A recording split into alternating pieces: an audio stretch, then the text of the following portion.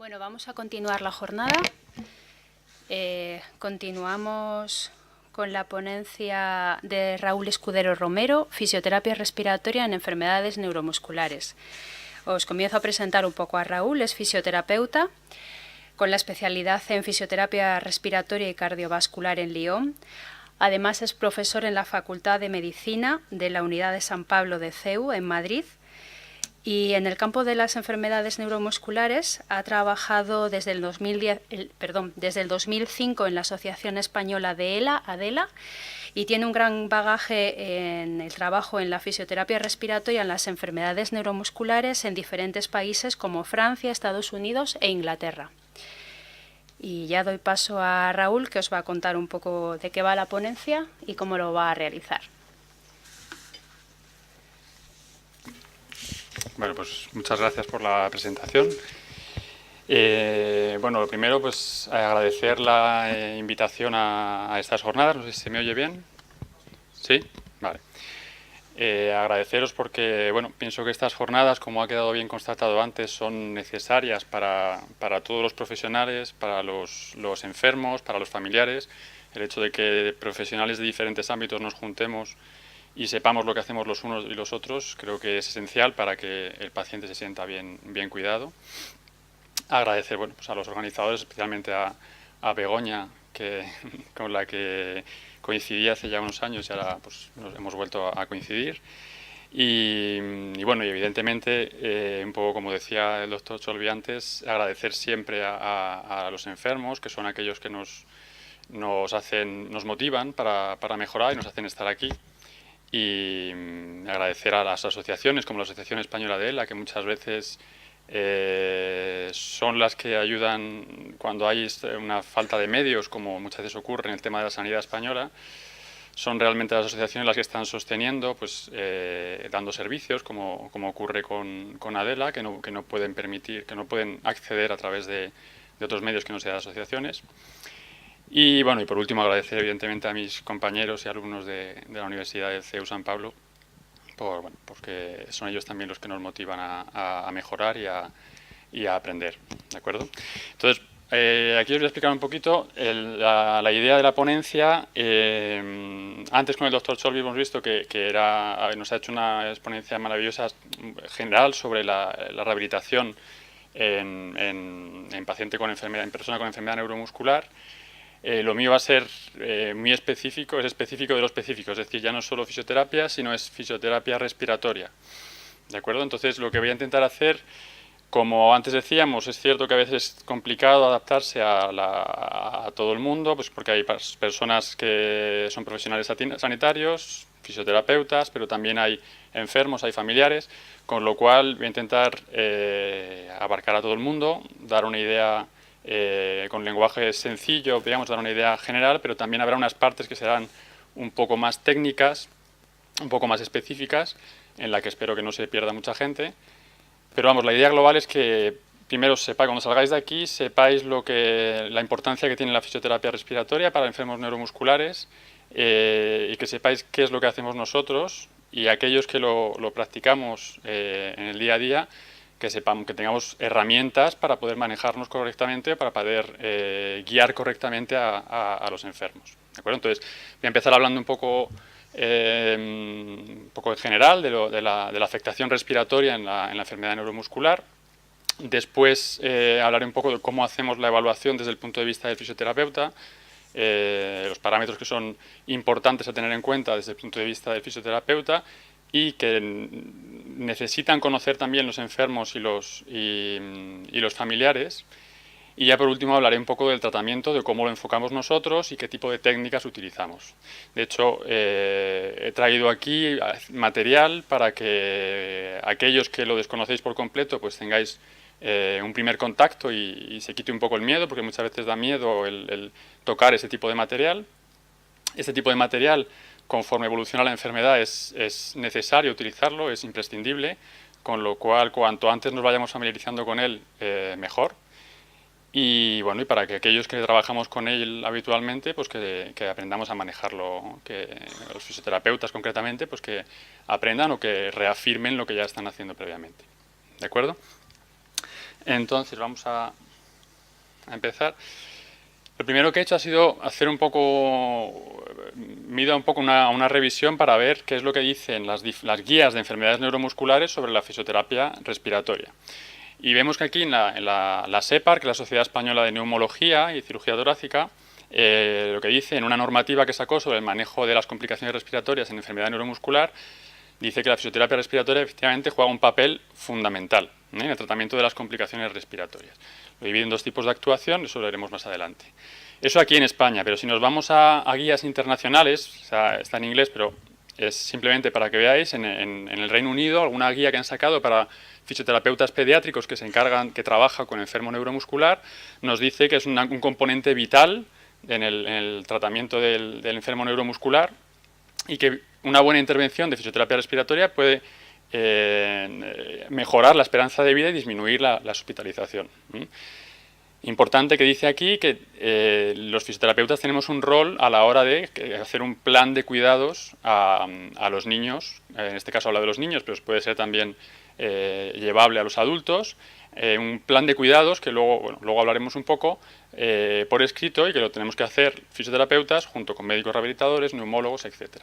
La importancia de tener ese equipo multidisciplinar del que ya hemos hablado antes y que es necesario también incluir al fisioterapeuta en general y fisioterapeuta respiratorio. E igual aquí, en otra guía sobre la atrofia muscular espinal, nos dice que las técnicas de airway clearance, quiere decir las técnicas de drenaje, las técnicas que van a ayudar a eliminar secreciones, son muy importantes, tanto en fase aguda como en fase crónica de la enfermedad, y que los enfermos y sobre todo los cuidadores que están a diario con esos enfermos tienen que conocer esas técnicas.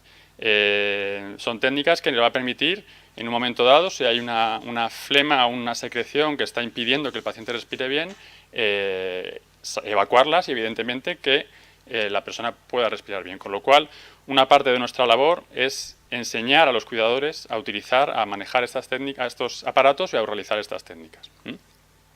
Entonces, ¿por qué es tan importante la fisioterapia respiratoria? Bueno, aquí os he puesto un diagrama que hay sobre una explicación de cómo se afecta en la enfermedad neuromuscular en pediatría, pero lo mismo que antes puede ser llevable a adultos, y lo que dice es que hay una afectación, poco a poco con el progreso de la enfermedad, hay una afectación de la musculatura inspiratoria, la que nos ayuda a coger aire, de la musculatura expiratoria, la que nos ayuda a expulsarlo, y hay una afectación, en muchos casos, también vulvar, eso quiere decir la musculatura que nos va a permitir tragar, hablar, etc.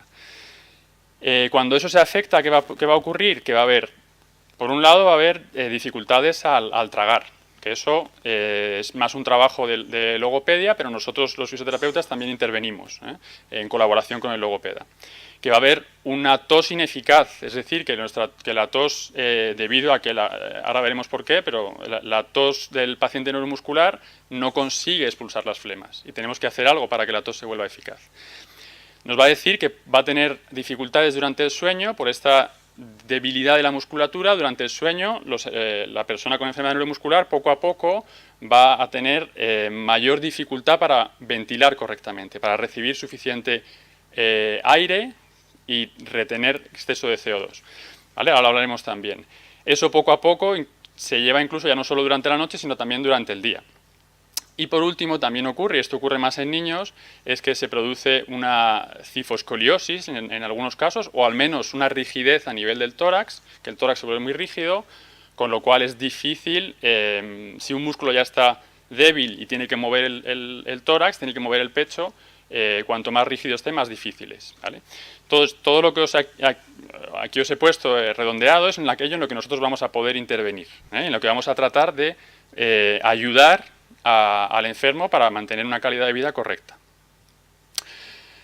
En cuanto a la afectación ventilatoria, digamos, no sé si a algunos de los que estáis aquí o de los que están por streaming alguna vez ha hecho una espirometría. La espirometría lo único que mide es la cantidad de aire que entra y que sale en los pulmones. Nosotros tratamos de coger el máximo aire posible y lo soltamos.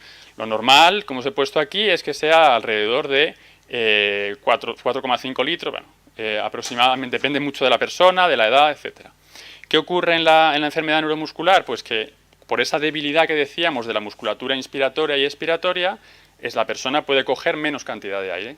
Es decir, ya no puede coger esos 4,4 litros que os pongo ahí, sino que podrá coger cada vez menos, 4, 3, 2, y eso a la larga, que es lo que llamamos nosotros un síndrome restrictivo, a la larga que implica cuando eso se mantiene y aumenta, va a provocar una insuficiencia respiratoria y una dificultad al drenaje de secreciones. La insuficiencia respiratoria, ¿qué es concretamente? No es más que aquella persona que porque el aire no entra y sale, el aire cuando entra y sale en nuestro pulmón, ¿qué hace? Lleva oxígeno a los alveolos, allí se produce el intercambio y recoge el dióxido de carbono, que es producto de desecho, y lo saca fuera. Entonces cogemos oxígeno, soltamos CO2. Si nosotros respiramos cada vez menos, cada vez con menos volúmenes, ¿qué ocurrirá? Que cada vez tendremos más dificultad para captar el oxígeno y más dificultad acumularemos dióxido de carbono en los pulmones. ¿De acuerdo? Entonces, cuando un diafragma está débil, cuando una musculatura inspiratoria está débil, esta insuficiencia respiratoria va apareciendo y va agravándose con la enfermedad, ¿vale? Y es cuando normalmente el neumólogo tendrá que intervenir y planteará el poner una ayuda a la ventilación, que es la ventilación mecánica, que es uno de los aparatos que os he puesto ahí, el aparato que está más a la izquierda, es uno de ellos, es un aparato que va a ayudar a la persona a que respire normalmente. En cuanto al drenaje de secreciones, ¿por qué se vuelve ineficaz? Todos nosotros, personas que no tienen ninguna, que están sanas o personas que tienen una enfermedad, todos tenemos secreción dentro del pulmón. ¿Cómo hacemos nosotros para eliminarla? Pues dentro tenemos unos pelillos que se ven ahí en la imagen. Esos pelillos que nos sirven para empujar las secreciones hacia la tráquea y tosemos, por ejemplo, y lo evacuamos, sacamos. Cuando no tenemos tanto aire dentro, ¿qué ocurre? Que esos pelillos se mueven menos y, por tanto, las secreciones se van acumulando. Ya no solo se acumulan, sino que además luego no somos capaces de, cuando ya han llegado a las vías más próximas, no somos capaces de toser con suficiente fuerza como para que la secreción salga. ¿De acuerdo? Entonces, en una enfermedad neuromuscular, ¿qué va a ocurrir? Que tenemos menos cantidad de aire. Esa menor cantidad de aire hace que lo que llamamos el flujo expiratorio, es decir, el aire al salir no empuja las flemas. ¿Qué ocurre? Que tienen más riesgo de infección. ¿Por qué? Porque a virus y bacterias les gusta, su medio cómodo es la secreción. Cuando hay más secreción, más facilidad para desarrollar una infección. Entonces tienen infecciones recurrentes, que llamamos infecciones muy a menudo. Y eso a la larga también daña la mucosa respiratoria. Ese daño, digamos, si juntamos esa falta de aire, esa falta de movilidad y ese daño dentro del tapiz mucociliar, es decir, de esta mucosa, hace que poco a poco el paciente genere más cantidad de flema y además tenga mayor dificultad para expulsarla.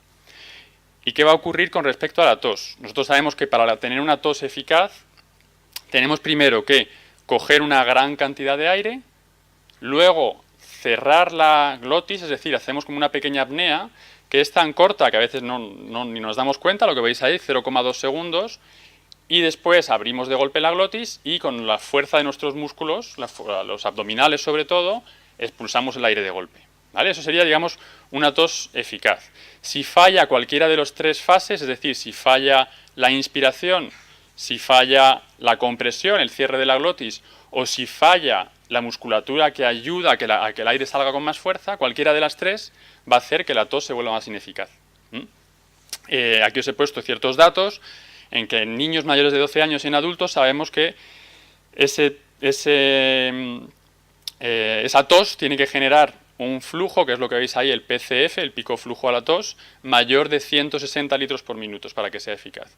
Si yo no soy capaz de generar un flujo, es decir, la velocidad con la que sale el aire, si yo saco el aire muy lentamente, la flema que tenemos a nivel de la tráquea no sale. Está bailando arriba y abajo, pero no sale.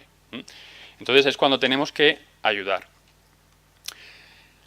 Recordad simplemente que hay veces que ocurre que una persona, valoramos su tos, ahora veremos cómo lo hacemos, y nos damos cuenta de que su tos, vale, es eficaz, está por encima de 270, que es lo que consideramos, o por encima de 160, pero ¿qué ocurre? Que una persona que tiene una tos eficaz en condiciones normales, se ha demostrado, viene aquí aquí simplemente para que veáis que se ha demostrado hace tiempo que cuando tiene una infección, esa tos se vuelve ineficaz. Es decir, si yo tengo un paciente que está, un enfermo que está límite, que está a 270 y digo, bueno, como está bien, no le enseño nada. ¿Qué ocurre? Que el día que tenga una infección lo va a pasar mal. Lo va a pasar mal, ¿por qué? Porque no va a tener la capacidad de expulsar y va a tener las flemas que se van a acumular y va a respirar peor.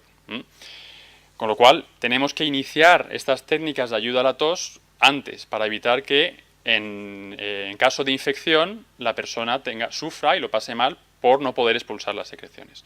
¿Vale? Aquí simplemente lo que he recuadrado en rojo es porque se ve que en una persona que tiene una capacidad vital de 1,16 en estado normal, pasa a 1,01 cuando hay una infección, ¿de acuerdo? Bueno, simplemente para que veáis que hay evidencia científica sobre eso.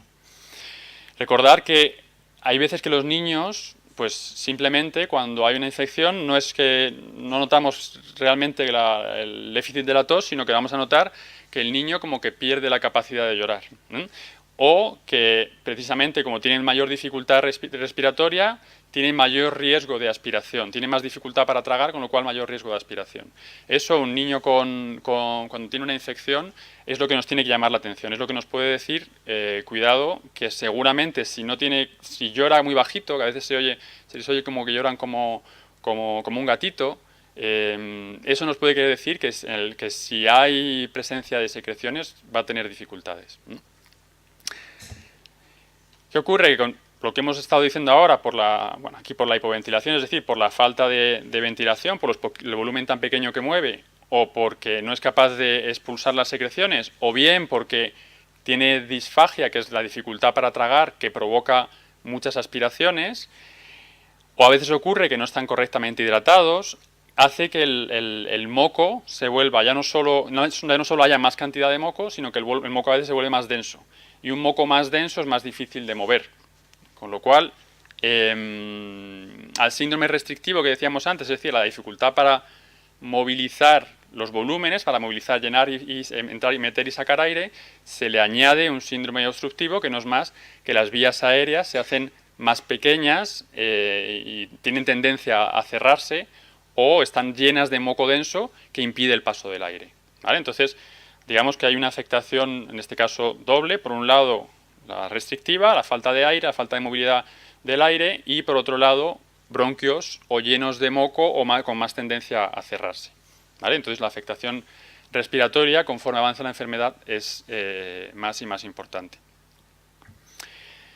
Vale, entonces, una vez que ya sabemos que por desgracia, esta afectación respiratoria va a llegar en algún momento y tenemos que estar atentos, vamos a ver cómo hacemos nosotros para evaluar en qué estado se encuentra el enfermo y cómo vamos a actuar en función de esta evaluación.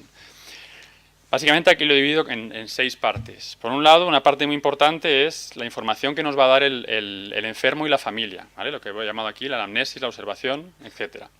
Luego hay ciertos parámetros más objetivos, como es la gasometría arterial, la pulsoximetría, la espirometría y otros tipos de test, la auscultación y la evaluación de la tos. Entonces tratamos de dar también una parte más subjetiva, que digamos que es la información que recibimos o que solicitamos a los enfermos, y otra más objetiva, que tratamos de objetivar para saber cuál es el estado funcional de la respiración, de la ventilación del paciente. Entonces, a la hora de hacer la anamnesis y la observación, digamos, las preguntas que vamos a hacer, aquí es importante que nosotros los fisioterapeutas, es cierto, lo decía antes el doctor, muchas veces vemos a los enfermos 1 o 2 veces por semana, a veces una vez cada 15 días, es decir, le vemos muy a menudo. Con lo cual, a veces somos los primeros que podemos dar la voz de alarma sobre algo que va mal. Pero también, evidentemente, todas estas síntomas que os he puesto aquí tienen que conocerlo el enfermo y la familia. Porque cuanto antes nos demos cuenta de que está empezando a fallar a nivel respiratorio, antes pondremos el remedio y mucho mejor pronóstico. Entonces, ¿qué podemos preguntar? Pues preguntarle, a ver, cuando te despiertas, o a lo mejor te lo dicen ellos solo, pero cuando te despiertas tienes sensación tienes dolor de cabeza o tienes sensación de no haber descansado bien, o durante el día te duermes mucho. Eso puede querer decir que por la noche no descansa bien, por lo que comentábamos antes, porque no ventila bien, con lo cual el cuerpo digamos que acumula demasiado CO2 y eso es lo que produce la somnolencia, etcétera. También preguntarle si tiene sensación de falta de aire cuando hace alguna actividad o incluso al tumbarse. Hay enfermos que dicen, no, es que yo ahora necesito 2 almohadas en lugar de una. Eso puede indicar que efectivamente cuando se tumban el diafragma, que es el músculo principal de la respiración, tiene dificultad para moverse y necesitan estar un poquito elevados. Eso también es un signo que nos puede indicar que la afectación respiratoria está iniciándose. Si te dicen que tienen más flemas o que esas flemas son de un color más feo, que cuando tosen notan que no arrancan bien o que tienen más atragantamientos, es decir, cuando están comiendo notan que les cuesta más tragar, ahí indicaría que empieza a haber una afectación vulvar. Y también, que a veces esto no se dice, a veces hay pacientes que te dicen, no, es que me doy cuenta que cuando voy al baño me cuesta empujar. ¿Eso qué quiere decir? Son los abdominales los que ayudan a empujar en la defecación. Los abdominales, como hemos visto antes, son básicos para una tos eficaz. Y a veces es por ahí por donde empiezas a ver que probablemente su tos no sea tan eficaz o que probablemente ya hay una afectación muscular que va a implicar que va a tener consecuencias a nivel respiratorio, ¿vale? Entonces son preguntas que podemos hacer asiduamente o que podemos indicar a los pacientes para que estén atentos. Luego también, ya no solo preguntas que hagamos, sino observar cómo respiran, si respiran con dificultad o que utilizan, cuando ya el diafragma está muy afectado, a veces que están obligados a utilizar la musculatura accesoria que llamamos, que es mover los hombros hacia arriba, o utilizar la musculatura del cuello para respirar. Eso nos indica que simplemente la musculatura que hace el trabajo habitualmente no funciona bien y tienen que utilizar otra para ayudarse para respirar. También ver si la coloración de los dedos no tienen lo que llamamos cianosis, color azulado, violáceo. Eso ya es un signo de afectación importante. Eso normalmente tenemos que verlo antes, pero bueno, puede ocurrir en caso de infección. Ver cómo se mueve la caja torácica, qué postura tiene. Ahora, ahí en la imagen se ve que hay cuando hay una ELA, por ejemplo, de afectación vulvar, la caída de la cabeza hacia adelante, pues evidentemente impide una respiración correcta porque cierra. Bueno, entonces eso lo tenemos que también que valorar y que poner remedio para evitar que eso vaya más. Después, sobre la gasometría es simplemente, supongo que a muchos lo habrán hecho, es simplemente cuando hacen simplemente a veces duele, cuando hacen pinchan en la arteria y van a ver cuáles son la cantidad de oxígeno y de CO2, bueno, y el pH y demás que hay en la sangre. Esos son resultados que luego pues, lo va a hacer la enfermera, lo va a pedir el neumólogo y nos van a guiar su tratamiento. Pero lo que es interesante aquí es ver que lo que llamamos exceso de CO2 o este déficit de oxígeno también da una sintomatología. Entonces, por ejemplo, un poco como os he dicho antes, cuando hay demasiado CO2, pues la persona está más adormecida, tiene dolor de cabeza matutino, a veces pueden tener incluso sudor profuso cuando es una hipercapnia muy importante, puede tener incluso vasodilatación en los ojos, bueno, diferentes síntomas que habéis visto aquí que nos pueden llamar la atención. Lo mismo para el déficit de oxígeno. Generalmente implica a veces una persona que tiene demasiado poco oxígeno en la sangre, eso quiere decir que hay una afectación evidentemente respiratoria y puede sentir sensación de falta de aire, lo que es disnea, más irritable, más agitado. Bueno, entonces son síntomas que nos pueden indicar que la cantidad de oxígeno y de CO2, es decir, que la insuficiencia respiratoria está llegando y tendríamos que dar un poco la voz de alarma o ver si el tratamiento no está bien adaptado. Una manera más sencilla, que no sea a través de un pinchazo a nivel de la arteria, es utilizar la pulsioximetría. La pulsioximetría es un aparatito que colocamos en el dedo. Ese aparatito que colocamos en el dedo lo que nos va a indicar es de la cantidad de hemoglobina que pasa por el dedo, cuánta está llena de oxígeno. Es decir, un porcentaje. Es un porcentaje de toda la hemoglobina que pasa por el dedo. Normalmente, de entre el 95 y el 100% de la hemoglobina que pasa por el dedo tiene que estar cargada en oxígeno. Si el aparatito nos indica que está por debajo de 94, algo está ocurriendo. Hay que tener en cuenta que normalmente la persona con enfermedad neuromuscular, a no ser que haya tenido muchas infecciones, pero su pulmón está sano. Lo que falla es el músculo. Con lo cual, si el pulmón está sano y tú lo ventilas bien, le llenas bien de aire, la cantidad de oxígeno tendría que ser correcta. Por lo tanto, cuando está por debajo de 94, generalmente tenemos que empezar a pensar que algo ocurre. ¿Qué ocurre? Que hay veces que en este tipo de enfermos y en otros se permite que esté entre 90 y 94. ¿Vale? Es decir, cuando están entre 90 y 94, si ya es sabido y ya se sabe que es una saturación normal para esa persona, se permite. Ahora bien, por debajo de 90 ya es cuando tenemos que actuar, hacer algo para remontar esa oxigenación. ¿De acuerdo? Entonces, este pulso oxímetro, ¿qué ventaja tiene? Pues que es muy fácil de poner y muchas personas las tienen en su casa, lo ponen en el dedo y esperas unos segundos y te da la información. ¿Qué tiene de desventaja? Pues que a veces, por mi experiencia, aquel que lo tiene en casa se lo pone continuamente, ¿vale? No todos, pero al final se vuelven un poco dependientes de ese valor de a ver cuánto estoy, está en 95, no, mira, estoy a 94. Entonces, bueno, tiene que ser, es una herramienta muy buena porque nos da una información muy válida en muy poco tiempo y sin ser invasiva, pero cuidado a no volverse, digamos, obsesivos con el valor de la oxigenación porque puede fluctuar con el tiempo. Vale, ¿en qué nos fijamos también? Pues nosotros también auscultamos. Aquí cuidado, yo siempre digo que nosotros no auscultamos para hacernos los médicos, auscultamos porque nos sirve para guiar nuestro tratamiento.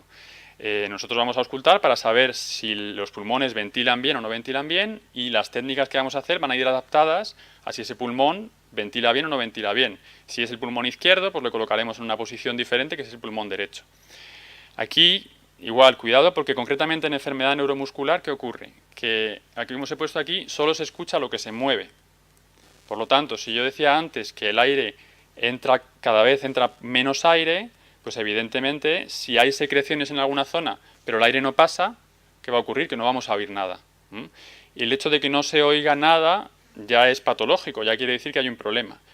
Pero puede ocurrir que incluso haya mucha cantidad de flema, como os pongo aquí en la imagen de la derecha. Con lo cual no hay que fiarse únicamente de la auscultación nos guía, pero para realmente saber si ese pulmón está ventilando correctamente y tiene o no tiene flema, tendríamos que saber si ese paciente está haciendo respiraciones con suficiente cantidad de aire como para movilizarlas. ¿De acuerdo? Entonces, quedaos con esta frase que a mí se me quedó marcada cuando estaba estudiando y aprendiendo, es que solo se escucha lo que se mueve, con lo cual el paciente neuromuscular que no mueve aire no podemos escuchar. Y puede que haya flema dentro, ¿vale? Puede que haya secreción dentro. En cuanto a la espirometría, cuando se hace una espirometría hemos visto que los valores van disminuyendo. Esto ya es, bueno, la verdad es que es algo más que va a ver el neumólogo y que lo va a valorar el neumólogo, pero tenemos que saber que cuando la capacidad vital forzada, es decir, la cantidad de aire que el paciente moviliza, baja del 55% de lo que debería hacer, es decir, cada uno tenemos por nuestra edad, nuestra talla, nuestro peso, etcétera, tenemos unos litros que deberíamos movilizar cuando respiramos. Si tenemos menos del 55% de lo que deberíamos, nos indica que probablemente haya una hipercapnia, es decir, exceso de CO2. Y si hay una diferencia, porque a veces la espirometría se hace sentado y luego se le coloca tumbado, y se hace una espirometría tanto sentado como tumbado. Si entre sentado y tumbado hay una diferencia del 25%, es decir, que en tumbado es 25% menor de la que es en sentado, nos va a indicar que seguramente que ya hay una debilidad del diafragma y que por la noche seguramente esa persona no oxigena correctamente. Entonces, bueno, ya os digo que esto lo valora el médico, pero es importante que nosotros los fisioterapeutas también lo sepamos. Hay otro tipo de... Aquí ya os digo, esto ya es un poco más técnico. Aquí hay otro tipo de evaluación que podemos hacer, que se llaman las presiones respiratorias máximas, que es un aparatito, como se ve ahí en la imagen, que nos va a permitir saber cuál es la fuerza que tú consigues, la presión que tú consigues hacer cuando coges aire y cuando soplas, tanto por la boca como por la nariz. Lo normal es que esté pues, la PIM, que es la presión inspiratoria, que seamos capaces de generar una presión de menos 80, 85, 90, es decir, menor de menos 80, es decir, como es una presión negativa, por eso está en negativo. Si está por encima de menos 60, ¿qué va a querer decir? Que hay una debilidad de la musculatura inspiratoria. La PEM que pongo ahí, que es la presión expiratoria máxima, normalmente tiene que estar por encima de 90. Si está por debajo de 60, querrá decir que la tos, como decíamos antes, necesitamos la musculatura expiratoria, no será eficaz, ¿vale? Y cuando el SNP, que es la medición en la nariz, tiene que estar por encima de 40, si no probablemente habrá un fracaso ventilatorio. Bueno, no quiero tampoco liar mucho con cifras, pero bueno, que es otra exploración que se puede hacer y que es un aparatito que se puede utilizar a domicilio, es más o menos caro, pero se puede utilizar a domicilio. Vale, con respecto a la tos, un poco he vuelto a poner lo mismo que veíamos antes. Acordaos que lo que tenemos que ver es necesitamos tener un pico flujo a la tos mayor de 270 o de 160 para asegurarnos. Entonces, para evaluar la tos también tenemos un aparato muy sencillito que he traído ahí, luego si algunos animáis lo podemos probar, que consiste, es un aparato que normalmente se utilizaba para aquellas personas que tienen asma, para saber si su asma estaba controlado, pero nosotros lo hemos adaptado para ver cómo de eficaz es la tos. Entonces, lo que hacemos es pedir a la persona que tosa, por eso ponemos la máscara y el aparatito, el PeakFlow, que tosa dentro del aparato y vamos a ver cuál es la velocidad, digamos, el flujo que son capaces de generar. Si el flujo es mayor de 360, consideramos que es normal. Cuando empieza a bajar por debajo de 270, sabemos que tenemos que empezar a ayudar a la tos asistida manual, pues con nuestras manos. Y cuando está por debajo de 160, sabemos que sí o sí tenemos que ayudarle con algún aparato, ¿vale? Con los aparatos que tenemos aquí. Con lo cual, la ventaja que tenemos es que este aparato, digamos, este PeakFlow cuesta 10-12 euros, se puede conseguir en cualquier farmacia normalmente, y nos permite simplemente con eso ir guiando, ir evaluando y verificando cómo está la tos del enfermo. ¿Qué ocurre? Aquí os pongo valores para mayores de 12 años. ¿Y qué ocurre con los niños? ¿Cuáles son los valores de referencia? Pues a ver, los niños se sabe que van a tener picos flujos a la tos, el PCF, que normalmente van a ser más bajos, pero incluso aquellos que están sanos. Con lo cual sabemos que con picos flujos, con toses que generan un flujo menor, van a ser capaces de evacuar secreciones. Entonces, sabemos que aunque sean bajos, son eficaces. ¿Cómo vamos a evaluar en niños con enfermedad neuromuscular? Vamos a ver, si son niños que tienen continuamente muchas neumonías, muchas infecciones, eso nos puede indicar que efectivamente hay un déficit que hace que no evacúe bien las secreciones. O bien, vamos a hacer una evaluación que llamamos cualitativa, es decir, le vamos a pedir al niño que tosa, y cuando vemos que esa tos se oye que no es fuerte, que se nota que no es eficaz, pues ahí es cuando empezaremos a actuar. Entonces ahí os digo, tenemos menos referencias, pero podemos también evaluarlo de alguna manera. Vale, entonces digamos que ya hemos visto cómo vamos a evaluar al enfermo neuromuscular. Ahora vamos a ver, una vez que ya sabemos en qué estado se encuentra, vamos a ver qué objetivos nos vamos a plantear. ¿Vale? Los objetivos, lo que vamos a buscar nosotros es, en fisioterapia respiratoria, evidentemente, como os decía antes, la afectación es del músculo. El pulmón está sano en principio. Con lo cual lo que vamos a hacer es tratar de limitar esa debilidad muscular para que no afecte a la respiración. Y que por tanto, efectivamente, tenga una buena calidad de vida. Entonces yo me planteo siempre 3 objetivos. Por un lado, queremos prevenir para que esto no vaya más, o si va más podamos irlo controlando, asistir en el caso de cuando empieza a fallar la ventilación, y actuar en el caso de que haya presencia de secreciones, ¿vale? Entonces, a la hora de prevenir, ¿qué vamos a tener en cuenta? Que necesitamos que el tórax, la caja torácica de estas personas siga siendo fácil de manipular, es decir, que no se vuelva rígida. Con lo cual vamos a tratar de darle movilidad, de darle flexibilidad, vamos a hacer ejercicios para que esa caja torácica no se vuelva rígida. Hay que tener en cuenta, sobre todo en niños, que muchas veces algunos de ellos necesitan un corsé, que empiezan a tener una escoliosis. El hecho de tener el corsé, el hecho de tener un crecimiento de su tronco que es desigual, hace que haya ciertas zonas del tronco, de la caja torácica, que estén comprimiendo el pulmón. Y un pulmón en un niño que está comprimido y que no recibe aire, hace que desarrolle peor su capacidad respiratoria. Es decir, que si un pulmón que está comprimido en un niño va a hacer que los alveolos que normalmente conforme vamos creciendo se van desarrollando, se van multiplicando. Es decir, cuando nosotros nacemos con una cantidad de alveolos mucho menor a la que tenemos cuando somos adultos. Si yo esos alveolos no los lleno de aire, no se van desarrollando. Con lo cual, en los niños es esencial este tratamiento ortopédico, digamos, y este tratamiento de movilización, porque si no se lo proporcionamos, vamos a hacer que ese niño desarrolle menos alveolos y mayor probabilidad de desarrollar una insuficiencia respiratoria. ¿De acuerdo? Entonces, en niños, en adultos también, pero en niños es esencial el prevenir, ¿vale? El trabajar la movilidad torácica y bueno, pulmonar en general. Asistir a través de mejorando la ventilación, que ahora veremos con qué técnicas lo podemos hacer, y actuar con el manejo de las secreciones, que ahora después vamos a ver cómo lo vamos a hacer. Y aquí lo pongo en grande porque un objetivo importante y yo diría básico que tenemos que tener en la cabeza es que tenemos que educar al entorno. Como os decía antes, nosotros pasamos a lo mejor 1 hora cada 7 días.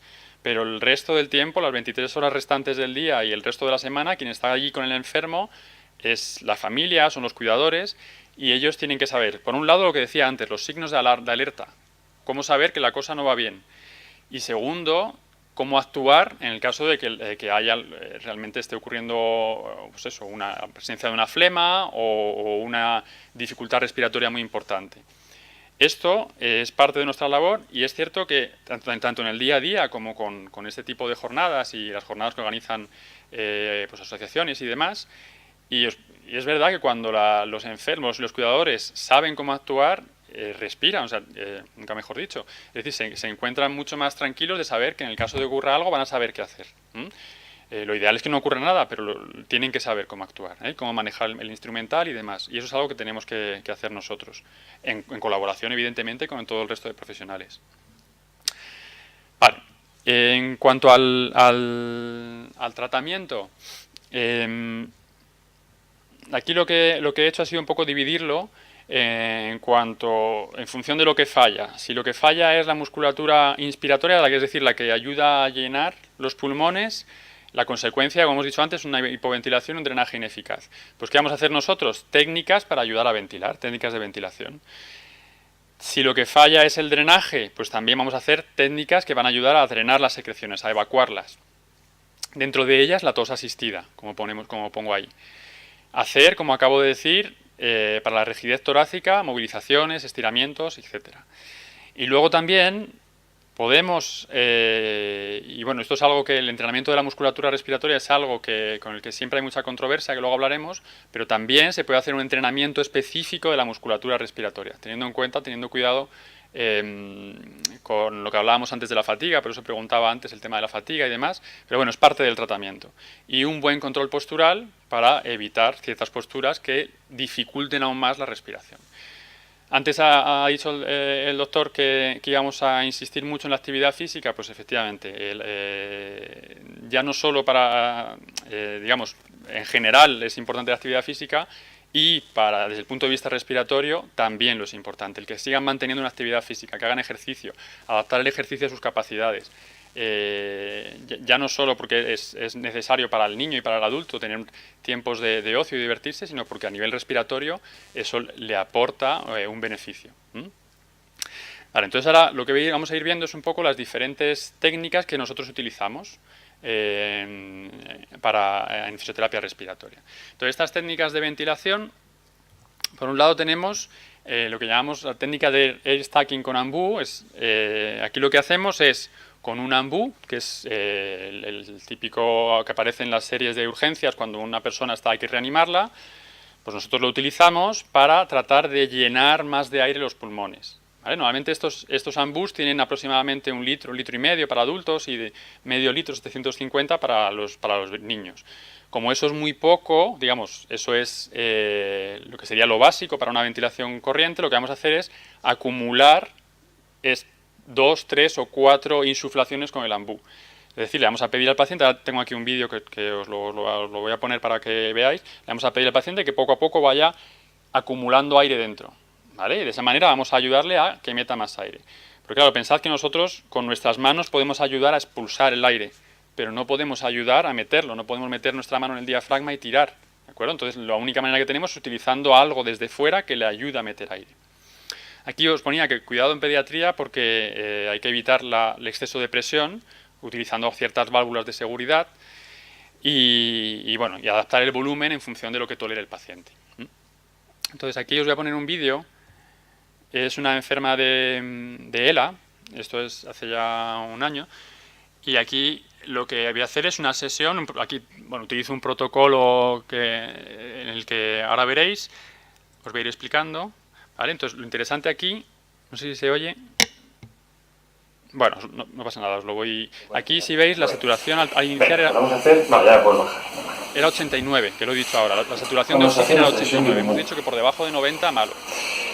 Vale, ahora lo que vamos a empezar haciendo es el de una inspiración y soplando. Se voy a mirar hacia el frente, cabeza hacia abajo. Entonces ahora yo voy a decir primero, sopla. Coge aire. Ve, coge aire, sopla. Muy bien. Vale. Coge aire, sopla. Fijaos en su tórax, como coge si aire, parece que se llena de aire. Sopla, coge aire y sopla. Y descansa. Le hago descansar, le hago 4 insuflaciones solamente, 3 o 4 insuflaciones, descansa y ahora, ahora corto un poquito el vídeo porque es un poquito largo. Ahora vamos a hacer 2, eso quiere decir que va a meter aire, aguantarlo dentro y meter más, es decir, acumulamos más aire dentro. Coge aire, aguanta, coge más aire, sopla. Muy bien. Coge aire, aguanta, coge más, sopla. Coge aire, aguanta, coge más, sopla. Coge aire, aguanta, coge más, sopla. Y coge aire, aguanta, coge más, sopla.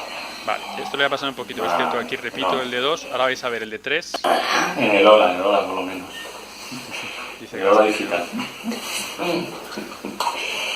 Vale, ahora aquí hacemos una con 3. 98, vale, lo vas a reventar. Venga, hacemos el de 3, ¿vale? Entonces ahora vamos a acumular 3 volúmenes. Ahí la dificultad es que consiga mantenerlo. Coge aire, aguanta, coge más, sopla. Si podéis compararla, cómo se mueve el tórax Coge ahora, aire, cómo se movía aguanta, antes. coge más, aguanta, coge más, sopla. Coge aire, aguanta, coge más, sopla. Coge aire, aguanta, coge más, sopla. Ahora vamos a ver la saturación. 98. Hemos remontado a 98. ¿Vale? Pasamos de 89 a 98. Eso quiere decir que nos hemos ayudado a ventilar. Fuimos de 89 a 98. Y aquí, ¿cuál es el problema? Que si esto no lo hacemos asiduamente, ella de aquí a media hora, una hora, va a volver a... Venga, adiós. Entonces, lo ideal, esto es que lo enseñamos a los familiares, lo enseñamos a los cuidadores para que lo hagan una vez al día, 2 veces al día, ¿de acuerdo? Para que consigamos por lo menos un tiempo, el que ventile mejor, que abra territorios, que no se acumulen flemas, etc. Aparte de este ambú, lo que podemos utilizar es otros aparatos ya un poco más sofisticados, digamos, que son 2 de los que tenemos aquí, que sería utilizarlo el IPPB, que es un aparato que en Francia, por ejemplo, se utiliza mucho y aquí en España menos, que es un aparato que lo que va a hacer es, con una turbina, insuflar aire dentro del pulmón, al igual que la ventilación mecánica, pero que la ventilación mecánica se va a utilizar en primera instancia, en primera intención, para utilizarla durante la noche, para que ventile mientras duermen. Lo que pasa que nosotros lo podemos adaptar y utilizarla en fisioterapia respiratoria, o bien modificando los parámetros, poniendo un programa 2, que os pongo ahí en grande, para hacer fisioterapia respiratoria, o bien con los mismos parámetros que tiene por la noche, pero modificando o haciendo air stacking o modificando la postura del enfermo. Entonces, tanto con uno como con otro, el objetivo va a ser similar al que hemos hecho con el book, meter más cantidad de aire. Con respecto a la ventilación mecánica, nosotros podemos ya no solo utilizarla para ventilar mejor, asociándola a posturas, sino ayudarnos para el drenaje de secreciones, es decir, pensad que cuanto más aire tengamos dentro, más fácil va a ser evacuar las secreciones, porque más fácil va a ser, más flujo vamos a generar, con lo cual más va a arrastrar las flemas hacia arriba. Y luego también lo que es interesante, ahí en la imagen, un paciente que tuve yo, que tenía casi 90 años este hombre, que no lo parezca, y una enfermedad neuromuscular de evolución muy lenta, y lo que me sirvió la ventilación fue para ponerle a hacer ejercicio, a hacer bici. Como tenía su límite, no era a nivel muscular, era más bien la disnea, le pusimos esta parada, le pusimos la ventilación y conseguimos que en lugar de hacer 2 minutos que hacía, pues hacía 10. ¿Vale? Entonces también lo podemos ayudar a utilizar la ventilación mecánica para el hacer ejercicio aeróbico en aquellos enfermos que su limitación es respiratoria, su limitación es que sienten que tienen sensación de falta de aire. Ahora os voy a poner aquí un vídeo con el IPPB, ¿vale? Con cómo funciona el IPPB. De todas maneras lo tenemos aquí, luego lo podréis probar quien quiera o manipular.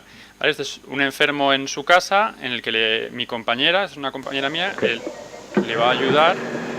Vais a ver cómo se llena primero de aire el pulmón y luego ella le acompaña con sus manos en la fase expiratoria.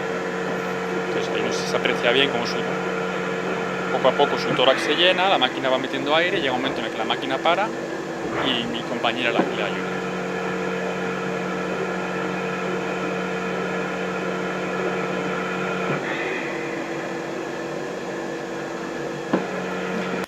Vale. En este siguiente vídeo es un niño con una enfermedad rara. Lo que vamos a ver es... Perdón, Aquí lo hace a través de máscara, porque como con la pipeta simplemente el aire se escapaba por la nariz. Y aquí la única dificultad que va a tener mi compañera es que el niño ya no tiene suficiente fuerza como para que la máquina empiece a funcionar. Con lo cual va a ser ella con su mano la que va a hacer que la máquina empiece a funcionar. La idea de esto, lo que os decía antes, que haciendo esto asiduamente, su pulmón se llena de aire en todas las zonas, mejor desarrollo pulmonar, menos rigidez. ¿Sí? Ahí como no se deja, pues tiene que ser ella la que le... ¿Vale? Y se aprecia ligeramente la movilidad torácica. Tiene una movilidad torácica muy pequeña.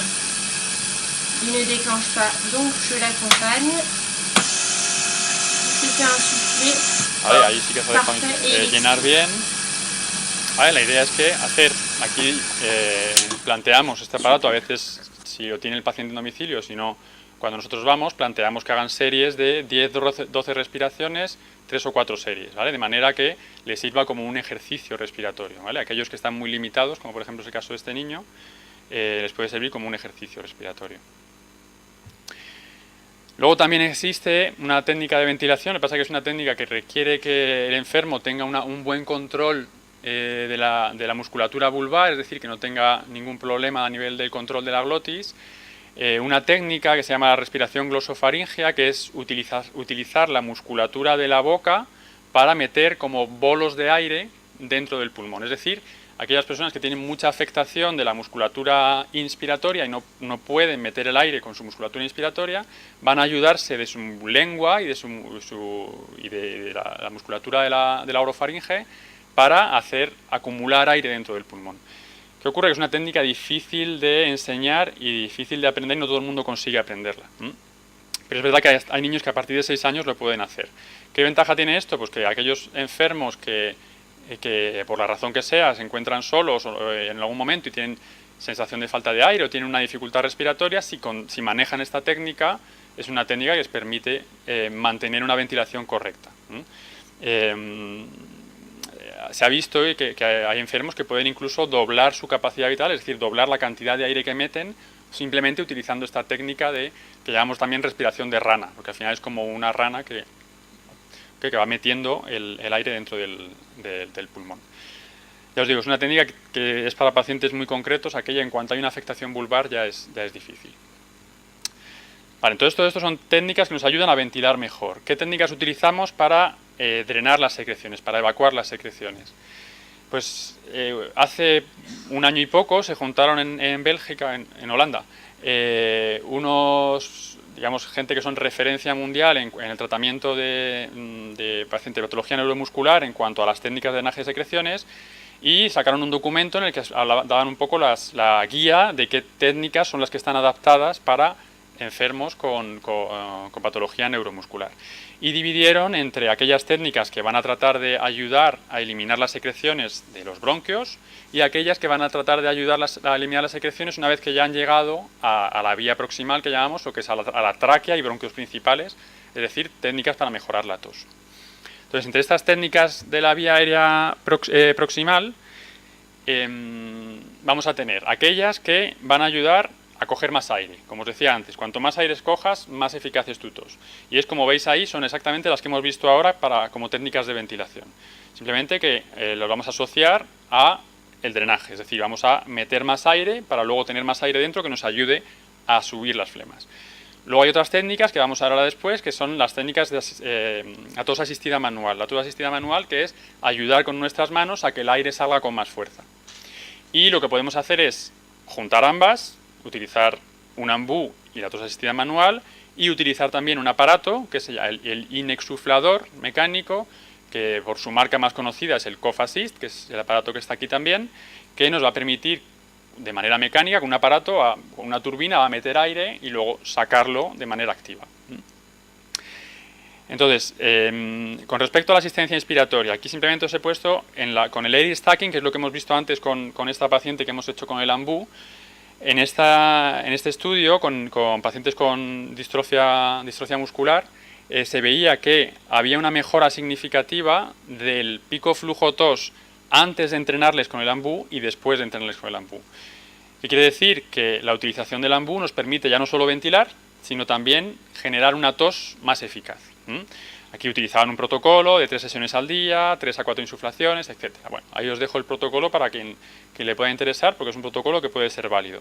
Lo interesante de aquí es que si nosotros lo hacemos y luego le pedimos que tosa al paciente, la tos va a ser más eficaz.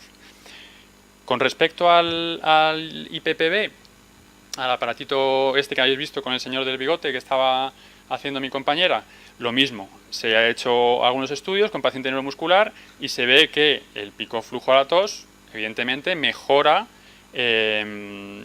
cuando hacemos un protocolo de entrenamiento con este aparato. Mejora porque la persona consigue coger más aire y cuando está llena de aire, si tose, efectivamente la tos será más eficaz. Igual, aquí os he puesto un poco el protocolo para aquellos que les interese luego ponerlo en marcha, pero es un protocolo que hicieron en no tiene por qué ser pero que sepamos que funciona.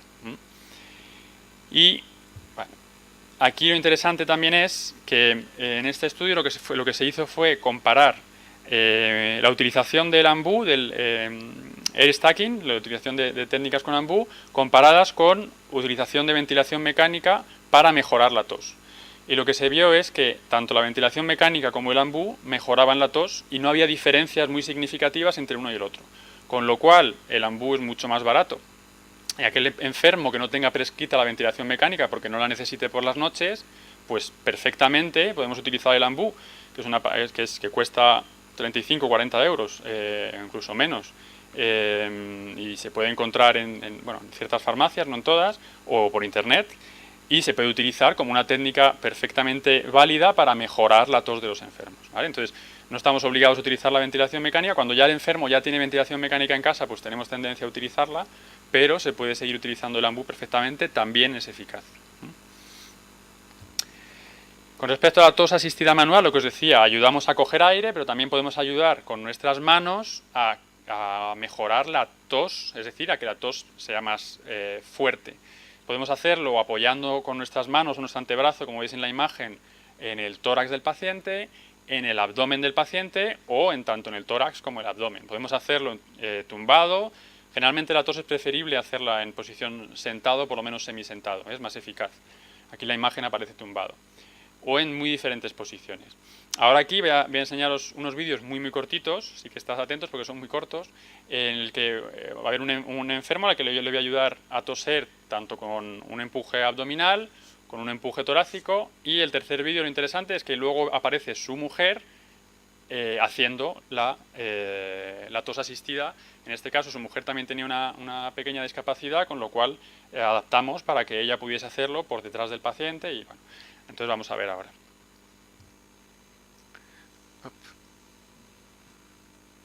Vale, entonces le pido... Venga, coge aire y tose. Vale, ahí como veis, cuando tose yo hago un empuje, ahí tiene que ser un empuje relativamente fuerte, siempre sin provocar daño. Yo incluso ahí me podría haber puesto de pie, en este caso él no lo necesitaba, simplemente era para el vídeo, la verdad. pero me podía haber puesto de pie, hacer un empuje realmente fuerte, digamos, hacia adentro y hacia arriba, para que la tos se vuelva más eficaz. Aquí le hago el empuje a nivel torácico, igual.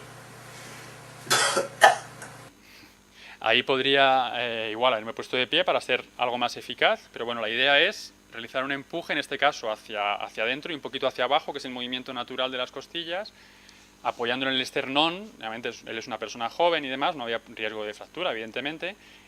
Apoyándolo en el esternón, pues no tenemos ningún problema en hacer daño al paciente, incluso aunque apoyemos en costillas, si lo hacemos bien con la mano, no hay ningún problema. Y ya por último, el que hace su mujer, que se coloca por detrás, y ahí efectivamente también le enseñamos a cómo hacerlo por delante. ¿Vale? La idea es que ella, ahí concretamente en esta época, este paciente ya empezaba a tener dificultades de atragantamiento en las comidas, con lo cual había que enseñarle cómo ayudarle en el caso de que hubiese un atragantamiento. Vale. Aquí, bueno, simplemente hubo un estudio que lo que nos dijo algo que nos parece que es lógico. Quiere decir aquí que cuando nosotros asociamos la insuflación o bien con ambú o bien con ventilación y el empuje, lo que se llama el MAC, que es en inglés, las siglas de la tos asistida, pues cuando asociamos, si haces una sola o otra sola, cuando asociamos ambas, es decir, le metemos más aire y le ayudamos a sacarlo, evidentemente es más eficaz.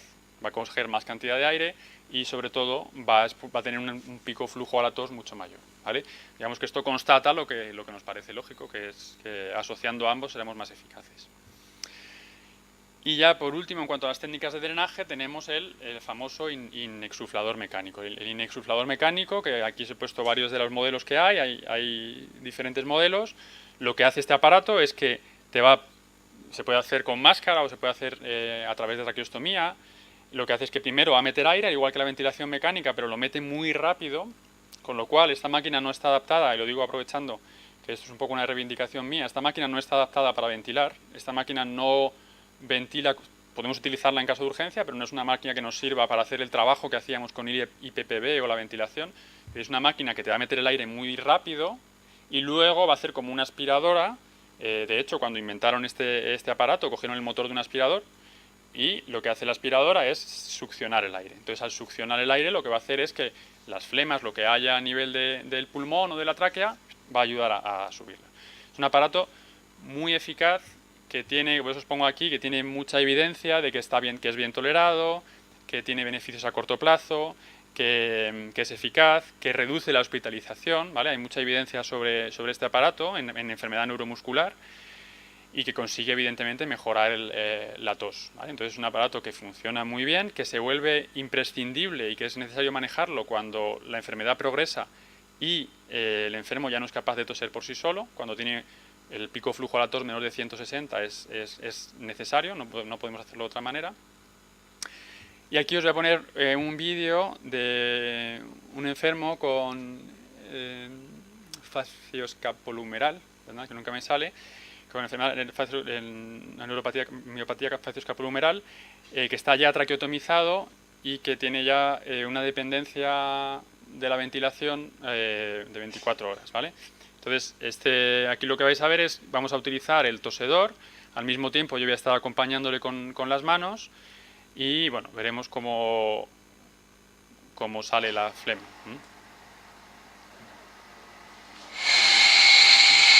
Os aviso, para el que le dé un poco de cosilla va a salir una flema. A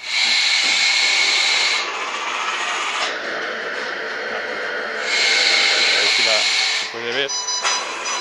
Aquí yo ya podría haber parado la sesión porque ha sido eficaz en uno solo, pero bueno, he seguido porque consideraba que había más flemas y he seguido. Vale, y siguen saliendo.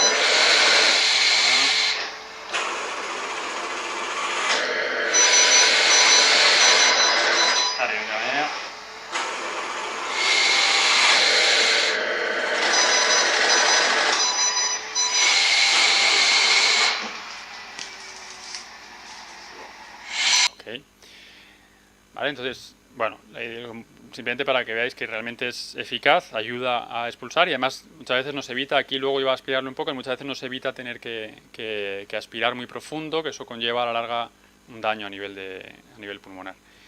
Aquí es otro vídeo, este ya no es mío, me lo proporcionó un compañero.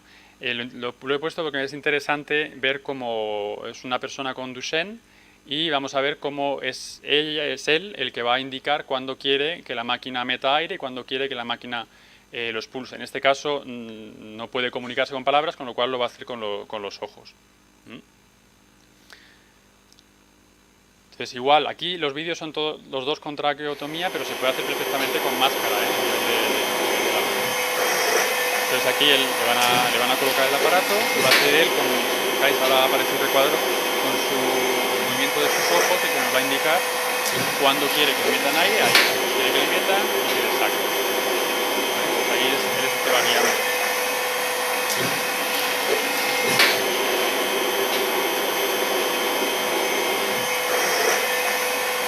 Veis cómo se hincha el tórax y luego cuando la persona que está con él genera la exsuflación, el tórax se deshincha de golpe.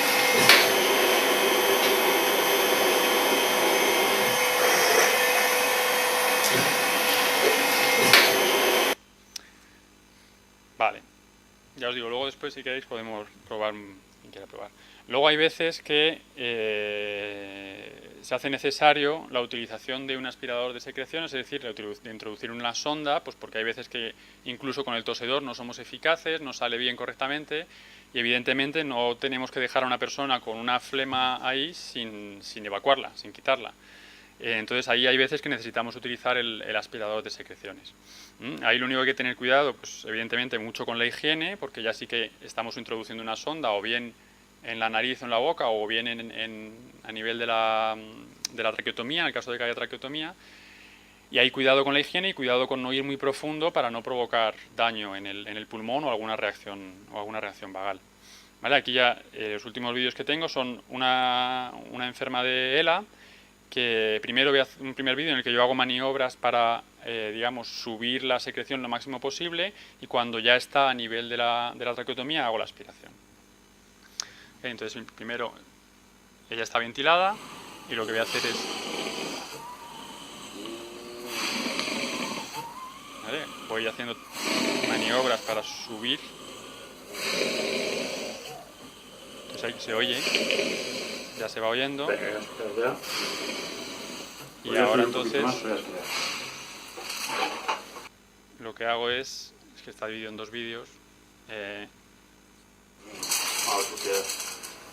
Vale, coger la sonda.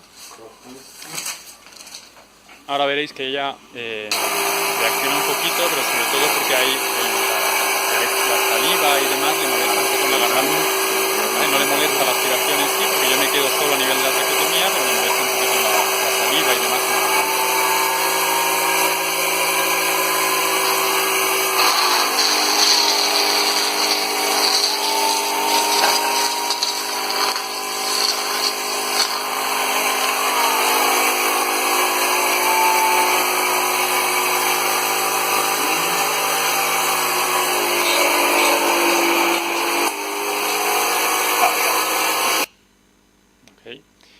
Vale, digamos que aquí en estos vídeos que os he puesto son gente ya una evolución de la enfermedad importante. También, digamos, no solo actuamos en esta última parte, actuamos desde antes, ¿vale? Lo que pasa es que estos vídeos son ya en un grado de evolución importante. Ya simplemente hablaros, existen a nivel de la vía aérea periférica, vamos a utilizar también otras técnicas que nos van a permitir subir las secreciones, digamos, antes de que lleguen a la zona más proximal. Hay técnicas que llamamos no instrumentales, que son pues técnicas que utilizamos con nuestras manos para acompañar la expiración del paciente, que tienen diferentes nombres, el drenaje autógeno, la percusión, etcétera. Ahí no voy a entrar mucho. Y luego están las técnicas instrumentales, que pueden ser la utilización de la ventilación mecánica, un aparato que se llama el IPV, Intrapulmonary Percussive Ventilation, o un aparato que genera oscilaciones, que vamos a ver ahora. Perdón, vamos a subir un poquito. En cuanto al IPV, es un aparato que la persona se va a poner a nivel de la boca y lo que va a hacer es generar una ventilación a pequeños volúmenes, es decir, generando una oscilación. Es decir, se pone una pipeta en la boca, como el otro aparato, pero en este caso, en vez de entrar aire de golpe, el aire entra a poquitos y genera vibración dentro del tórax, ¿vale? Vibra, y al vibrar las secreciones se despegan, ¿vale? Se van despegando con más facilidad y van subiendo. Este es un aparato que generalmente es raro ver en domicilio, se va a ver más en centro hospitalario, aunque también en ciertos lugares se puede ver a domicilio, y sí que sí que ha habido algunos estudios que demuestran que en enfermedad neuromuscular y concretamente en Duchenne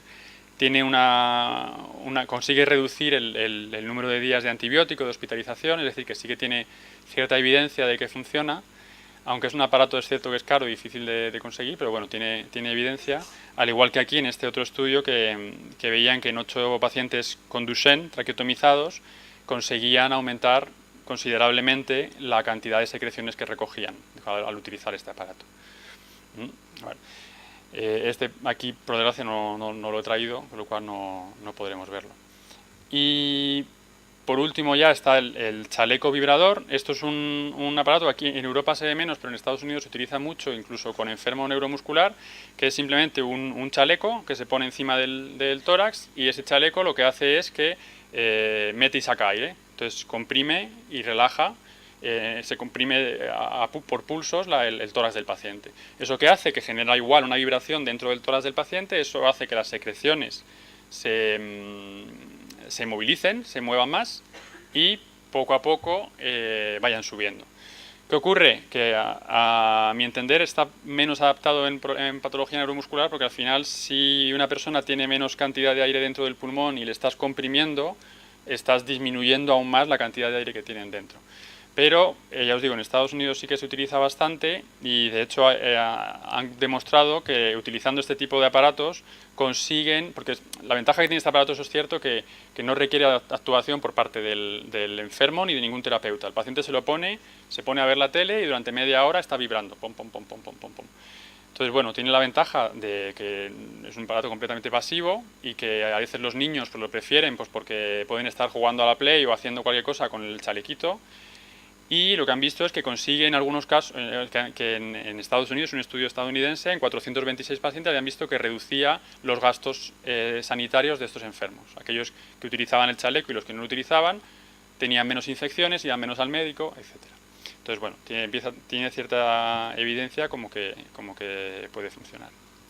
Bueno, total, lo que tenemos que llegar a la conclusión que habéis visto, muchas técnicas o instrumentos que podemos utilizar, tenemos que saber que ninguno de ellos es mejor que el otro y que al final lo que tenemos que tener claro es que adaptarnos a la situación de cada enfermo. Cada enfermo tiene unas particularidades y nosotros lo que vamos a hacer, conociendo todo lo que tenemos como posibilidades, pues adaptar en función de cada uno de ellos. No hay ninguna técnica, digamos, que sea mejor que la otra. ¿Okay? Aquí simplemente os voy a hablar ligeramente sobre el entrenamiento de la musculatura respiratoria, vuelvo a poner esta para que os acordéis un poco, y sobre el control postural, ¿vale? Y como de la actividad física ya nos ha hablado bien antes el doctor, pues pasaré un poquito. Y ya nos quedará un poquito de tiempo para las preguntas que tengáis, evidentemente, y para ver un poquito cómo funciona Vale.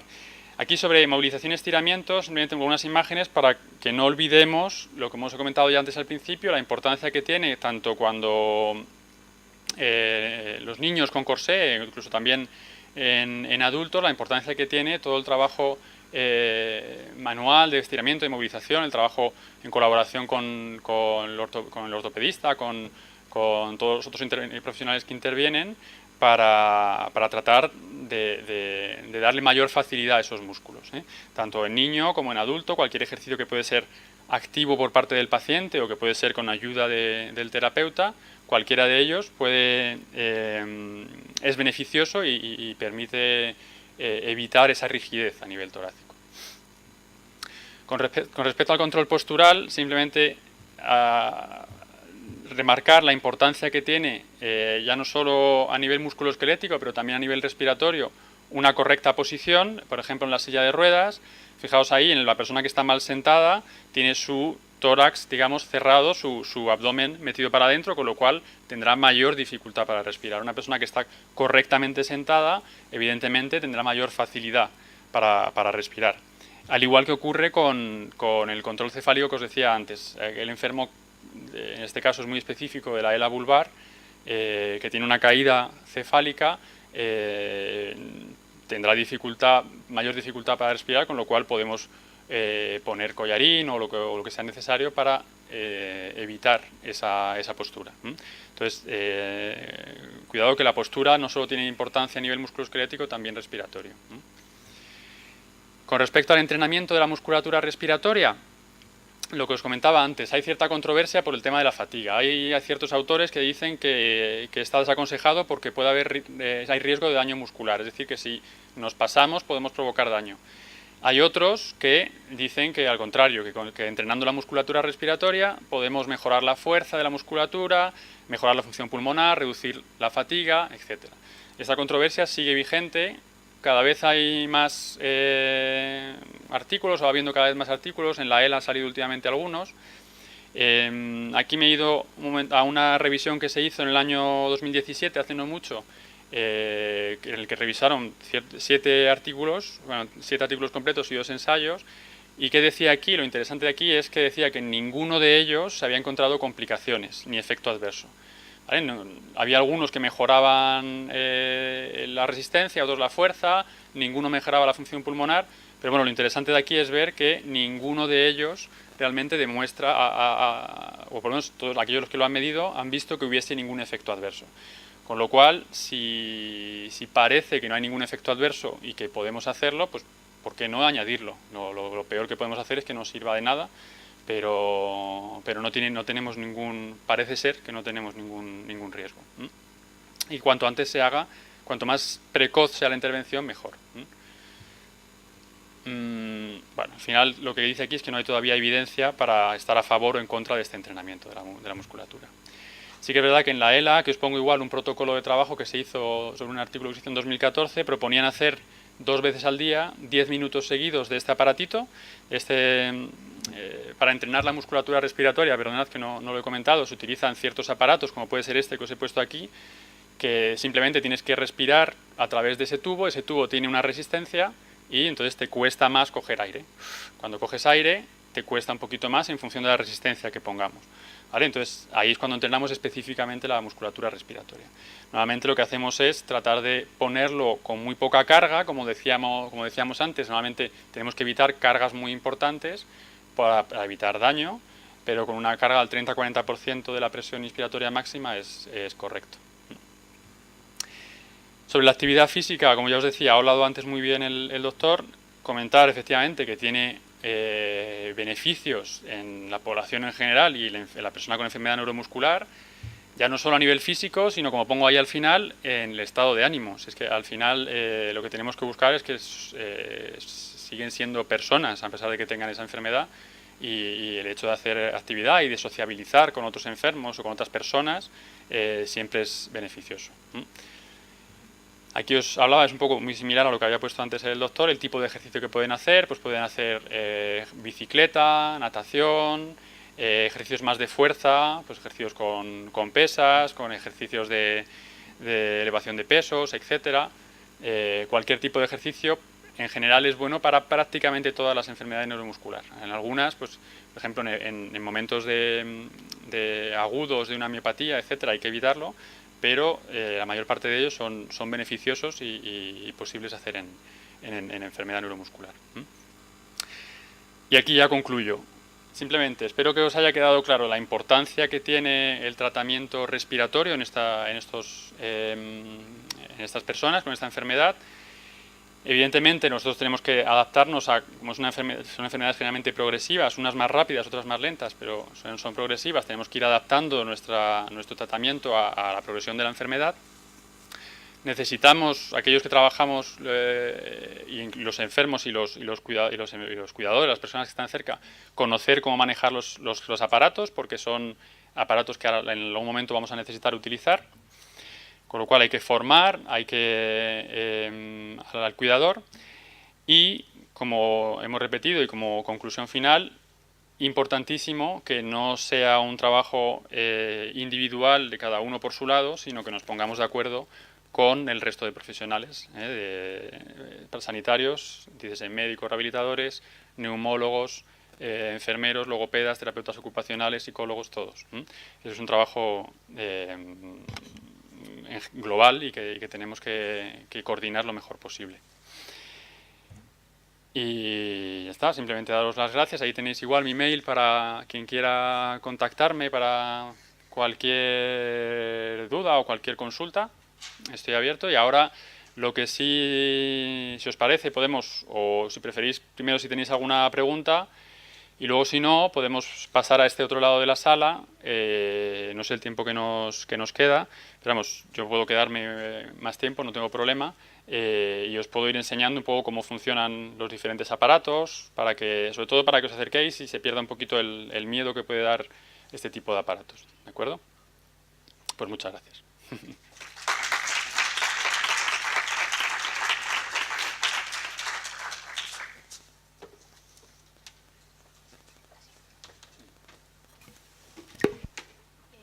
Bueno, pues si tenéis alguna duda, si no, lo que os dice Raúl, podremos pasar a... ¿Tenéis?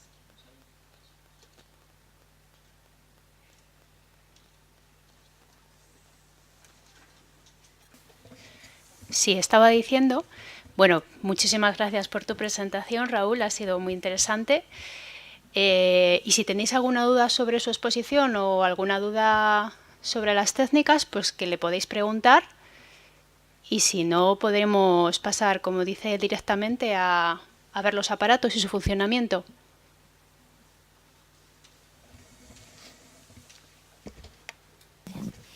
Bueno, muchas gracias por todo lo que nos has contado. Y a mí me surge una duda. Yo tengo entendido, soy fisio también y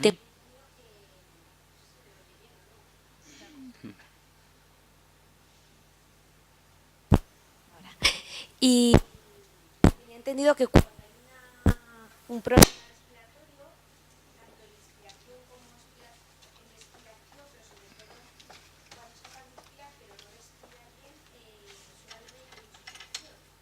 Y comentabas que en el escenario vestibular, como hay poco movimiento, entra poco aire, entonces intenten no comprimir a nivel de tórax para no sacar ese aire que tiene, pero no sé. Sí, sí, sí.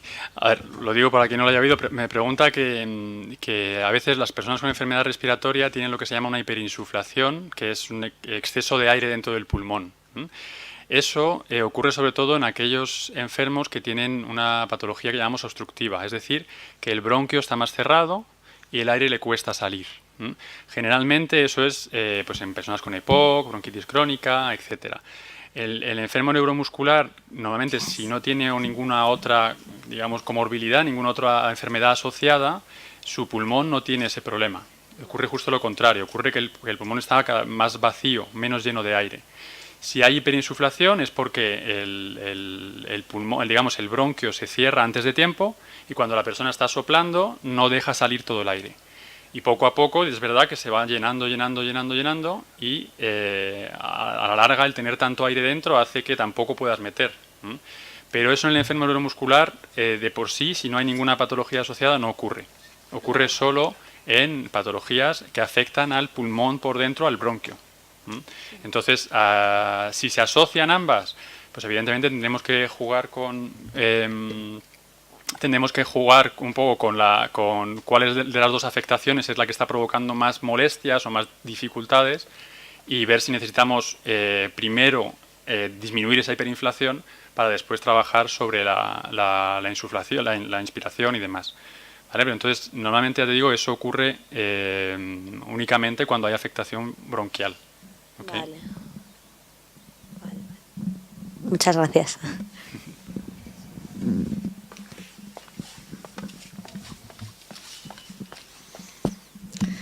Hola, buenas tardes. Me ha gustado mucho, o sea que está siendo una tarde muy productiva en las dos ponencias. Yo quería preguntar con respecto a mi hijo. En invierno, aquí en Burgos hace mucho frío y entonces él cuando coge algo de catarro, su tos es muy débil, no sabe toser fuerte, que es lo que se había comentado antes, y entonces las flemas sí que es verdad que suben y bajan y no sé cómo poderle ayudarle. No sé si con la técnica del IPPB, ¿no? Sí, el aparatito es... Sí, porque él no colabora. Me refiero que yo no le puedo decir inspira, expira, porque Claro. él no sabe. Entonces, ¿esa sería la forma mejor para poder ayudar en esos momentos? ¿Él tiene ventilación por la noche? ¿Por la noche duerme con algo? No tiene problemas, pero sí que es verdad Ajá, que cuando coge catarro, pues como le cuesta claro. mucho toser o no sabe toser, yo le animo a que tosa, pero no tose con toda la fuerza que debería toser, pues Ujú. entonces le mantiene la flema. Claro, yo intentaría primero, antes de irnos al IPPB, que efectivamente estaría indicado, intentaría primero con el ambú. Es cierto que él, aunque si no colabora, no va a poder, digamos, meter varios seguidos. Pero hay veces que si utilizas un ambú de adulto, ¿para qué edad tiene él? Tiene 18. 18. Bueno, hay veces que utilizando un ambú de adulto o haciendo, digamos, dos insuflaciones más o menos rápidas, consigues aumentar la cantidad de aire que hay dentro y la tos se vuelve eficaz. ¿Vale? Entonces se puede probar primero en primera intención con el ambú, ver cómo, si conseguimos meter más aire y luego ayudarle con nuestras manos. Ahí a lo mejor al principio se necesitarían dos personas, una que ayude a meter y la otra que le ayude cuando tosa a empujar, como hemos visto, en el tórax o en el abdomen, para ver si de esa manera conseguimos tener más aire dentro y luego que salga con más fuerza. Si el ambú no funciona, entonces ya sí que habría que irse a lo mejor a un aparato tipo IPPB, o si él no necesita ventilación mecánica, mucho mejor, pues entonces un aparato, digamos, más sencillo sería el IPPB, efectivamente. La dificultad que tenemos aquí en España es que se conoce poco, se puede conseguir, pero se conoce poco y es difícil. Pero si realmente te interesa, me puedes escribir o lo que sea y lo podríamos ver. ¿Mm? Bueno, es que no es que coja muchos catarros, pero Ya, sí le pasa claro, eso habría que cuando ver. lo coge. Yo intentaría en primera intención con el ambú, porque el ambú es muy sencillo, es barato y es eficaz. Funciona bien. Gracias.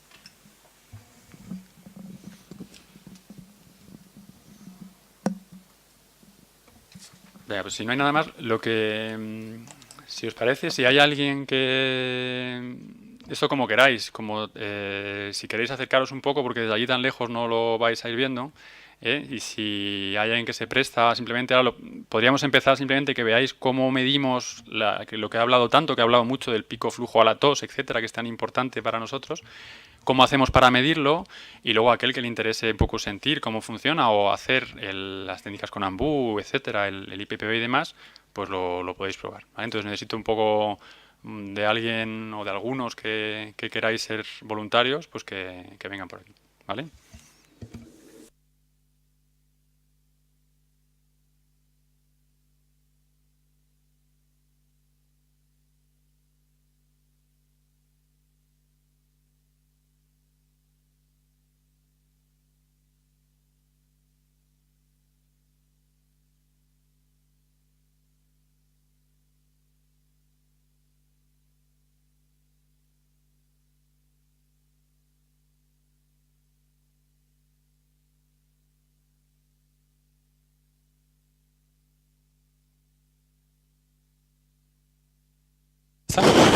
Ahora.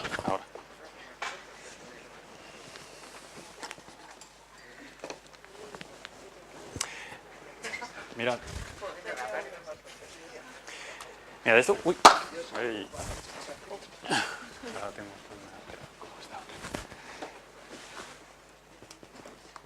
Este aparatito es el que os comentaba, que se utiliza normalmente para el asma, que se utiliza para ver a aquellos enfermos asmáticos si el asma está bien controlada y demás.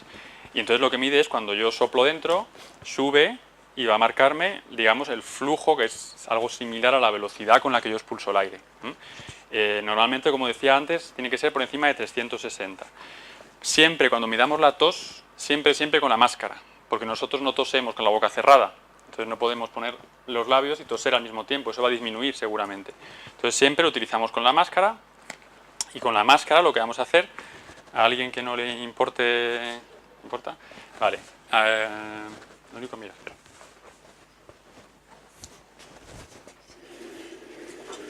A ver. Vamos a poner por aquí. Lo pongan aquí. Aquí. Mira, te puedes sentar aquí un momentito. Y entonces lo que vamos a hacer es colocarnos generalmente por detrás para sujetar la cabeza. Si siempre, si hay un reposacabezas, pues lo hacemos sin el reposacabezas. Le vamos a pedir primero que coja todo el aire que pueda, que lo retenga arriba, y una vez ahí colocamos la máscara bien cerca, bien cerrada, esto está hinchado para que no haga daño, y le vamos a pedir que tosa, ¿de acuerdo? Venga, entonces coge todo el aire que puedas y tose. Muy bien. Ella tiene 460, ¿vale? No sé si llegáis a verlo, 460. Fenomenal, está por encima de 360, fantástico, ¿vale? Normalmente lo que hacemos es medirlo 3 veces y elegir, si las 3 están más o menos cerca una de la otra, elegir la mejor. Y decimos, vale, pues lo hacemos 3 veces y elegimos la más alta de las 3, eso nos va a indicar cuál es su pico flujo datos. ¿Vale? Lo que os decía, la importancia aquí es cerrar bien para que no haya fuga, porque si hay fuga no sube tanto. Entonces bien cerrado.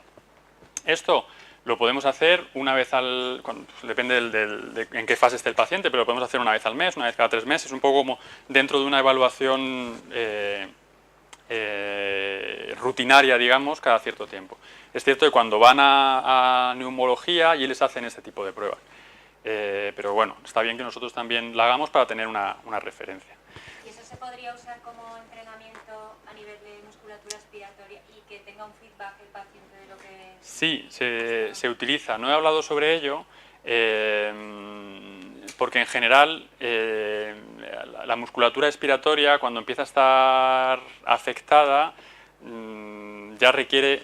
Bueno, yo personalmente pienso que no necesita un entrenamiento muy específico. ¿Vale? Creo que la musculatura inspiratoria va a ser más beneficioso entrenarla, pero se puede utilizar, efectivamente. Lo que le puedes hacer es decirle, venga, pues ahora vas a toser, has hecho 460, hemos dicho. Pues ahora vas a intentar soplar hasta llegar a la mitad, luego al 75% y luego al máximo, ¿vale? Y hacer como un protocolo de entrenamiento asociado a esto, efectivamente. Eso se hace también. Vale, ¿te importa quedarte? Vale, luego lo que podemos hacer también, vamos a utilizar la misma máscara que es la que has utilizado tú, es el trabajo con el ambú, que es un poco lo habéis visto en el vídeo. Simplemente aquí, en el vídeo no sé si se veía bien, ella tenía la cabeza apoyada sobre el sillón. En el caso de que la cabeza no esté apoyada bien sobre el sillón, igual nos tenemos que colocar bien por detrás para apoyar su cabeza, o bien contra nuestro brazo, o bien contra nuestro pecho, digamos, para darle buena sujeción. Y ahí, generalmente con una mano, depende, yo tengo la mano grande, con lo cual tengo la ventaja de que aprieto y prácticamente todo el aire que tenemos aquí, si no lo podemos hacer con 2 manos, si el paciente es capaz de mantener la máscara por sí mismo, o con una única mano y la otra mano sujetando, ¿de acuerdo? Si él no lo puede hacer por sí mismo, entonces lo que voy a hacer es, vale, sopla, muy bien, venga, y ahora coge aire y sopla. ¿Vale? Digamos que podemos iniciar 4 veces una única insuflación. Para la ayuda para la tos, por ejemplo, podemos hacer primero un trabajo previo haciendo insuflaciones, 4 insuflaciones de una vez. Luego le voy a decir, venga, sopla, vacía, venga, y ahora coge aire, aguántalo, coge más y sopla, ¿vale? Luego hago 2, luego puedo hacer normalmente hasta 3. Ella en su caso, como no tiene problema, aguantaría más de 3, 4. Generalmente cuando ya empieza a haber un síndrome restrictivo, normalmente a partir de la tercera es cuando ya llegamos al límite, ¿okay? Y lo que podemos hacer, que eso no se ha visto en el vídeo, es, ahora le voy a pedir a ella que haga 3, vamos a hacer 3, ¿ok? 1, 2, 3. En el tercero tú vas a mantener el aire dentro, no lo vas a soltar, y te voy a pedir que tosas, ¿vale? Entonces lo que voy a hacer es meter todo el aire que pueda, si es con una única o con las que pueda, que mantenga, y si estoy yo solo, lo que tengo que hacer es dejar mi ambú, ¿ok? Y ayudarle a la tos. Voy a hacerme hueco. Entonces hacemos 3. Vale, vacía primero. Venga, coge aire, aguántalo dentro, coge más, aguántalo dentro, coge más, aguántalo y tose. Y ahí le ayudo, vale, que esto rueda. ¿Vale? Y ahí me puedo colocar por detrás y desde ahí le ayudo. La ayuda que puedo hacer a nivel de tórax puede ser con ambas manos, ahí tengo que empujar hacia adentro y hacia abajo, digamos, ¿ok? Siempre cuidando, nunca hacemos el empuje solo con una parte de la mano, es decir, yo no empujo solo con esto porque si apoyo sobre la costilla, ahí sí que puedo hacer daño, yo apoyo con toda mi mano, ¿ok? Si lo hago a nivel del abdomen, también apoyo con toda mi mano, en ese caso empujo hacia arriba. El empuje aquí en el tórax es hacia abajo, el empuje a nivel del abdomen es hacia arriba, digamos que el movimiento es este. En este caso sí que me colocaría por delante y haría así, ¿ok? ¿Vale? ¿Que tenemos a mano que podemos utilizar el IPPB? Pues igual, lo podemos utilizar o solo como técnica de ventilación o... Si alguien quiere más. Si a ti no te importa, vale. Vale. Este aparatito luego, este es más antiguo, pero bueno, los hay ahora más nuevos y bueno, en realidad este aparato es una ventilación vieja, una ventilación antigua. Es lo que se utilizaba como ventilación hace ya muchos años, pero gracias a Dios fue mejorando, se fueron añadiendo otros parámetros y ya llegamos a una ventilación mucho más segura. Pero este aparato se utilizaba antiguamente para ventilar a los pacientes, ¿eh? Entonces ahora nos lo hemos quedado un poco nosotros como para realizar ejercicios ventilatorios. ¿Cómo funciona? Funciona simplemente, tiene varios botones, funciona uno que nos va a indicar qué fuerza tiene que hacer ella para que el aire entre, otro que nos va a indicar hasta cuál es la presión que vamos a meter hasta qué presión vamos a estar metiendo aire, y un último que nos va a indicar, bueno, hay otros dos, pero un último que nos va a indicar a qué velocidad entra el aire. Entonces, normalmente para iniciar lo suelo poner a una velocidad un poquito más alta, porque cuando es muy lenta es difícil, y a una presión bajita, ¿vale? Le voy a poner a 15. ¿Okay? Ahí. Mira, te lo vas a... acércate un poquito. Entonces ahora lo vas a coger tú, ¿vale? Lo vas a meter en la boca y vas a hacer una pequeña inspiración con la boca y luego tienes que intentar, dejando los labios bien cerrados, simplemente dejarte hacer por la máquina. Es decir, la máquina va a empezar a enviar aire y tú tienes que dejar que la máquina te llene. No, tiene que ser al principio es una inspiración cortita, simplemente para como una llamada, como hacer, ¿vale? Y ahí ya la máquina va a empezar a funcionar y tú te dejas hacer. Esto lo puede hacer ella sola sin que yo esté aquí. Si yo estoy aquí, puedo acompañarla, como hemos visto en el vídeo, a la inspiración y a la expiración, ¿vale? Lo que he marcado aquí es una presión de 15, un flujo de, vamos a ponerlo a 50, ¿vale? Y que le cueste muy poquito que la máquina empiece a funcionar. Venga, entonces, cuando tú quieras, ¿vale? Ahí como la presión es muy bajita, ha sido muy corta la inspiración. Voy a variarla un poquito. Vamos a poner a 22, ¿vale? Venga, otra vez. Venga, y ahí ya va a ser más lenta y ya se va dejando llenar. El objetivo que es meter gran cantidad de aire, con lo cual la velocidad con la que entra el aire tiene que ser lenta. Si la velocidad... ¿Te ha molestado? Ah. Y decía, la velocidad con la que entra el aire tiene que ser lo más lenta posible, ¿vale? Esto ya es un poquito más técnico. Voy a poner ahí, ahora vais a ver que va a tardar más en meter aire. Eso va a querer decir que vamos a llenar más, ¿eh? Porque aunque hemos bajado un poco el flujo, cuanto más lento entre el aire, más se dispersa en los alvéolos, podemos decir, ¿vale? Yo aquí le puedo que lo haga ya sola o acompañarla poniéndome por detrás y acompaño en la expiración para mejorar el drenaje de las secreciones que están distales. Me pongo por detrás, la acompaño, me puedo poner por delante, acompañar a nivel de la tripa o a que lo haga ella sola como ejercicio. Si esto lo tienen en casa, lo pueden hacer como ejercicio.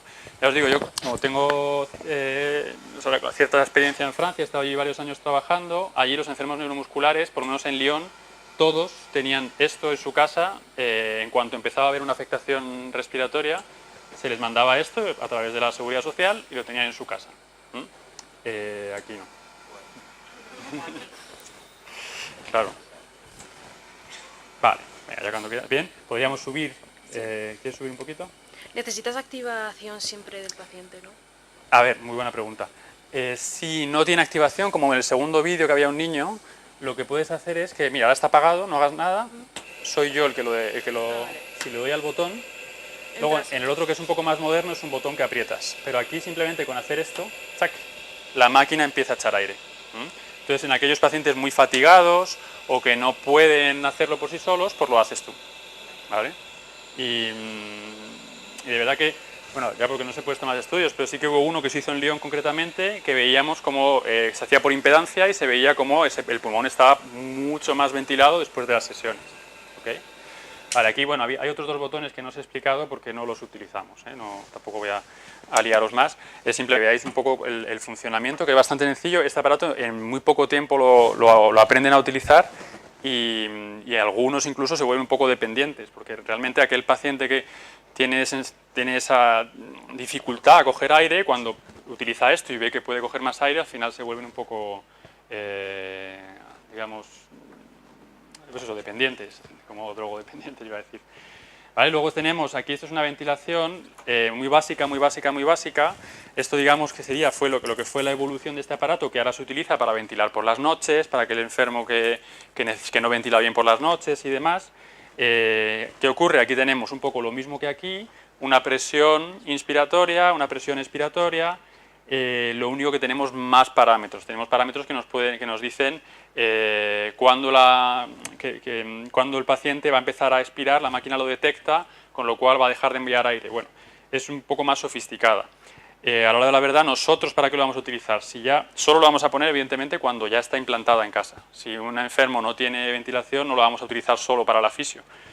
Pero si ya está implantada en casa, a mí por lo menos me da una cantidad de recursos enorme, porque lo puedo utilizar, como os he dicho antes, para ventilar, para drenar, para hacer más ejercicio. La modificación de parámetros, es cierto que, bueno, que eso tienes que hablar con el médico, y generalmente los neumólogos no tienen mucho problema en añadir un segundo programa, ese segundo programa en el que puedas meter más cantidad de aire, con lo cual lo que llaman el programa de fisio. Meten el programa 2 y dice, venga, pues el programa 2, ahora vas a hacer un poquito de fisio. Y les ponen y simplemente con su máscara le meten un poquito más de aire y demás. ¿Vale? ¿Quieres probarlo?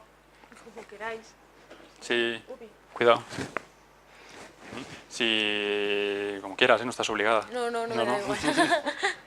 Vale, mira, este simplemente, colócatelo, esto va boca y nariz, ¿vale? Esta es nueva, ¿eh? La máscara completa. La boca va aquí, la nariz va ahí. Ahí. La máscara es completamente nueva. Y, a ver. Vale.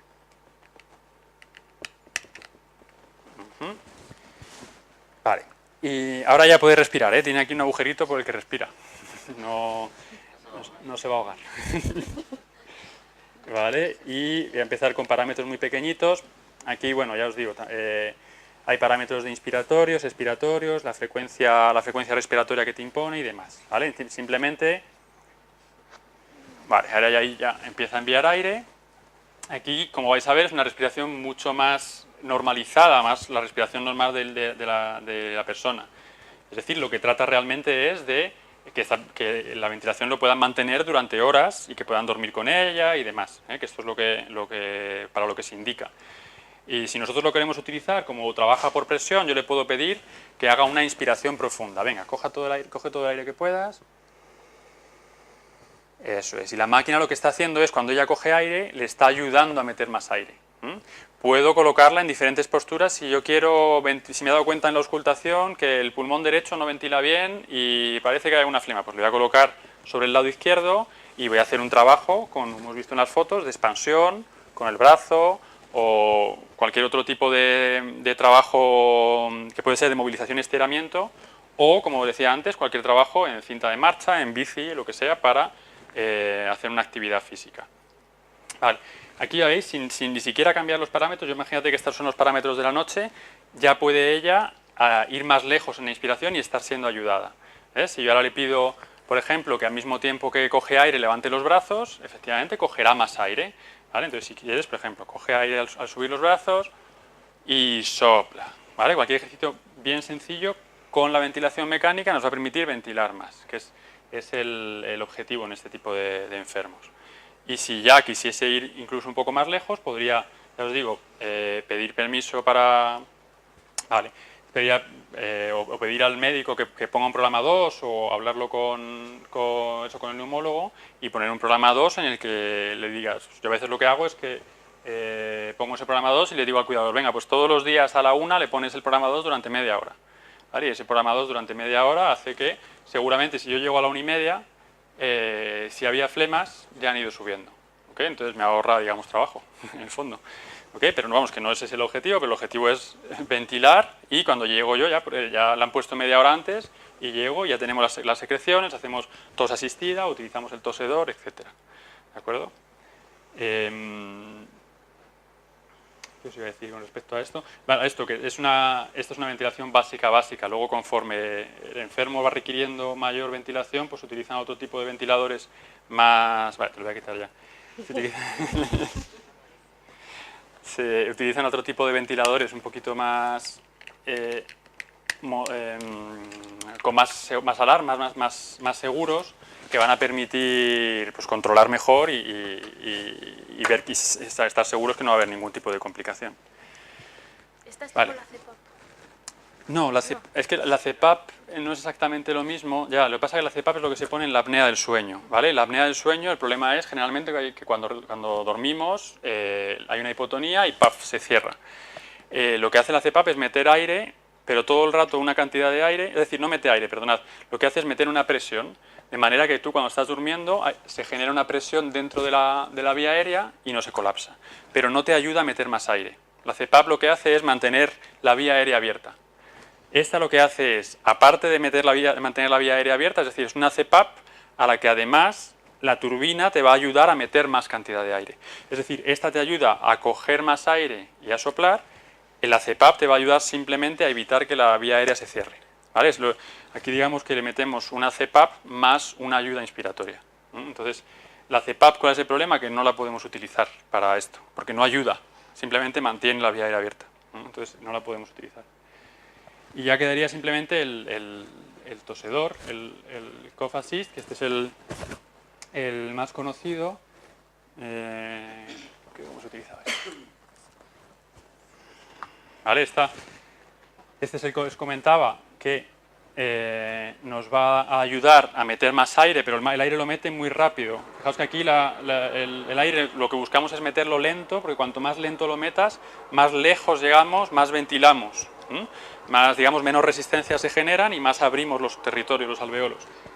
Este de aquí, el aire lo mete de golpe. ¿Por qué? Cuando nosotros tosemos, cogemos el aire de golpe y luego tosemos. Si utilizamos esto para ventilar, ¿qué ocurre? Que sí, que la persona ventilará, pero seremos menos eficaces. Entonces, bueno, aquí no sé si lo llegáis a ver, en la pantalla principal hay una parte que pone inspiración, otra que pone expiración y otra que pone pausa. ¿Esto qué va a hacer? Que yo le voy a poner la máscara y le voy a decir, coge aire, coge aire, coge aire, coge aire, coge aire, y luego tose. Cuando tosa yo voy a hacer la presión negativa y ella va a notar que hay un aspirador que le ayuda a sacar flema. ¿Te atreves? Sí, saldrá algo. ¿Ah, sí? Bueno, pues... Así que... Normalmente es preferible, efectivamente, si no colaboran es algo más difícil, pero se puede utilizar. ¿Vale? Ahí lo único, cuando no es colaborador, la dificultad es saber en qué momento justo el paciente va a toser y hacerlo al mismo tiempo que él. Por lo menos tiene que tener la posibilidad de mantener la vía aérea abierta. Si cierra, cuando el aire entra se cierra, efectivamente no funciona. Entonces sí que requiere colaboración. ¿Se le ha prescrito a un paciente?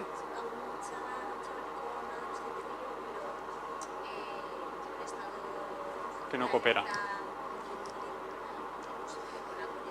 Ya.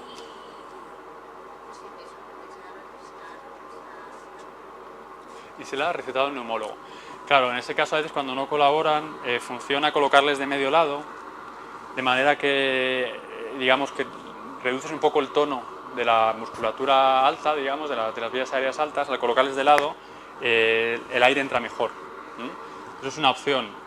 Otra opción, dependiendo un poco del enfermo, es, pues ya te digo, a veces que si estás haciendo técnicas pasivas porque él no colabora y llega un momento en que notas ahí la flema, provocar una movilización de la flema un poquito más rápida, justo le va a dar la tos y en ese momento hacerlo. Pero es cierto que cuando no colaboran se complica la cosa. Pero sí que a veces funciona. Entonces, bueno, mira, te voy a pedir que te acerques un poquito porque necesito... Vale, lo podemos hacer o bien manual o bien automático. Manual quiere decir que soy yo el que va a manejar esto, el que va a meter y sacar aire, o automático es la máquina el que, según el tiempo que yo lo haya marcado, mete aire y saca aire en el tiempo que yo lo he marcado. Ventajas del manual, que yo sé, voy viendo cuando ella necesita o ella me va diciendo. Ventajas del automático, que el paciente lo puede hacer por sí solo y que es mucho más fácil de manejar para la familia. Entonces, preferiblemente al principio lo hacemos en modo manual y si no en modo automático. Para aquellos que manejamos esto, para los fisios, para que sea realmente eficaz necesitamos estar por encima de una presión de 35 menos 35. Es decir, si yo estoy por debajo de 35, de más 35 menos 35, en niños, bueno, es ya más discutible, en niños sí que podemos bajar un poco, pero en adultos con menos de eso no somos eficaces. Al final lo que hacemos es hacer sesiones muy largas que no funcionan, y sería preferible subir la presión, ponerla a 40-45, que en una sola vez, como veis en el vídeo, funcione y ya olvidarte. Vale, entonces aquí mira, lo vas a hacer como, te vas a poner tú la máscara, ¿vale? Aquí simplemente le doy a terapia para empezar, ahora no hace nada porque está esperando a que yo le diga, y una vez ahí le voy a decir, a ver, coge aire. Vale, apriétalo, si puedes con tus dos manos a lo mejor, a ver qué tal. Vale, venga, a ver, coge aire y tose. Vale, preferiblemente al principio hago 2 o 3 veces simplemente meter aire para que se acostumbren. Vale, pero vamos a hacer ahora, venga, mete aire, coge aire, sopla normal, eso es. Coge aire, sopla. Venga, y ahora de la siguiente vas a toser. Coge aire y tose. Aquí le podemos... Vale, gracias. ¿Bien? ¿Sí? Sí. Aquí podemos pedir o que tosa o simplemente que deje, que abra, que haga... ¿Vale? Es decir, que haga como lo que llamamos un huff, dejando la vía aérea abierta. Es decir, que haga... Eso, cualquiera de las dos maneras es posible. El caso es que al mismo tiempo que yo estoy yendo a toser, a la fase expiratoria, la persona me deje la vía aérea abierta, ¿vale? Entonces pueda expulsar el aire. Y luego, bueno, aquí podemos introducir, si queremos, oscilaciones al meter aire, oscilaciones al sacar. Entonces, bueno, ahora cada vez ya van teniendo más opciones, más parámetros, y eso es cosa de ir manipulándolo y jugando con ello y demás, ¿vale? Ahora si es que os interesa, os apetezca acercaros aquí, ir manipulando, tocando y demás, es el... Sí.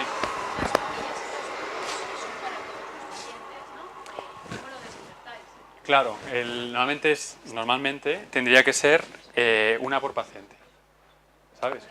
Claro, todo esto es un filtro, un tubo, y luego el paciente, por ejemplo, en su casa, lo que hace es que tiene 2 tubos y uno lo lava mientras utiliza el otro, y luego lo que sí que es importante es dejarlo secar muy bien, ¿vale?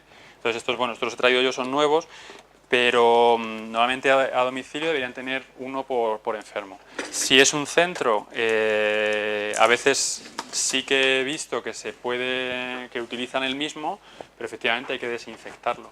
Hay que meterlo, ya no solo lavarlo, sino meterlo en desinfección, en una cubeta, como pues a veces con las pastillas estas de... ¿cómo se llaman? Las que eran Milton, bueno, algo parecido al Milton y demás. Claro, ahí lo importante es desinfectar, enjuagar muy bien, y la dificultad que tienes con esto es que a veces se quedan motitas de agua dentro, entonces hay que dejarlo bien colgado y que seque muy bien. Porque el peligro no es tanto, es que si luego la gotita se queda ahí mucho tiempo, cuando lo vas a utilizar es lo que tiene realmente los microbios y es lo que va a hacer que infecte. Entonces sí se puede hacer, pero teniendo, digamos, muchos y pudiendo ir lavando, porque lavarlo al final, o sea, desinfectarlo y lavarlo requiere un tiempo. Igual con las mascarillas. Igual con las mascarillas. Pero la mascarilla es más fácil porque se seca más rápido. Y esas pastillas, ¿es echarle en el líquido y después lavarlo o no? Sí. O sea, tú pones una cubeta... Las que teníamos ponían claro. las instrucciones que Sí. no había que lavarlos y se quedaba como unos polvillos blancos No, que yo... no. Ah, Sí, claro.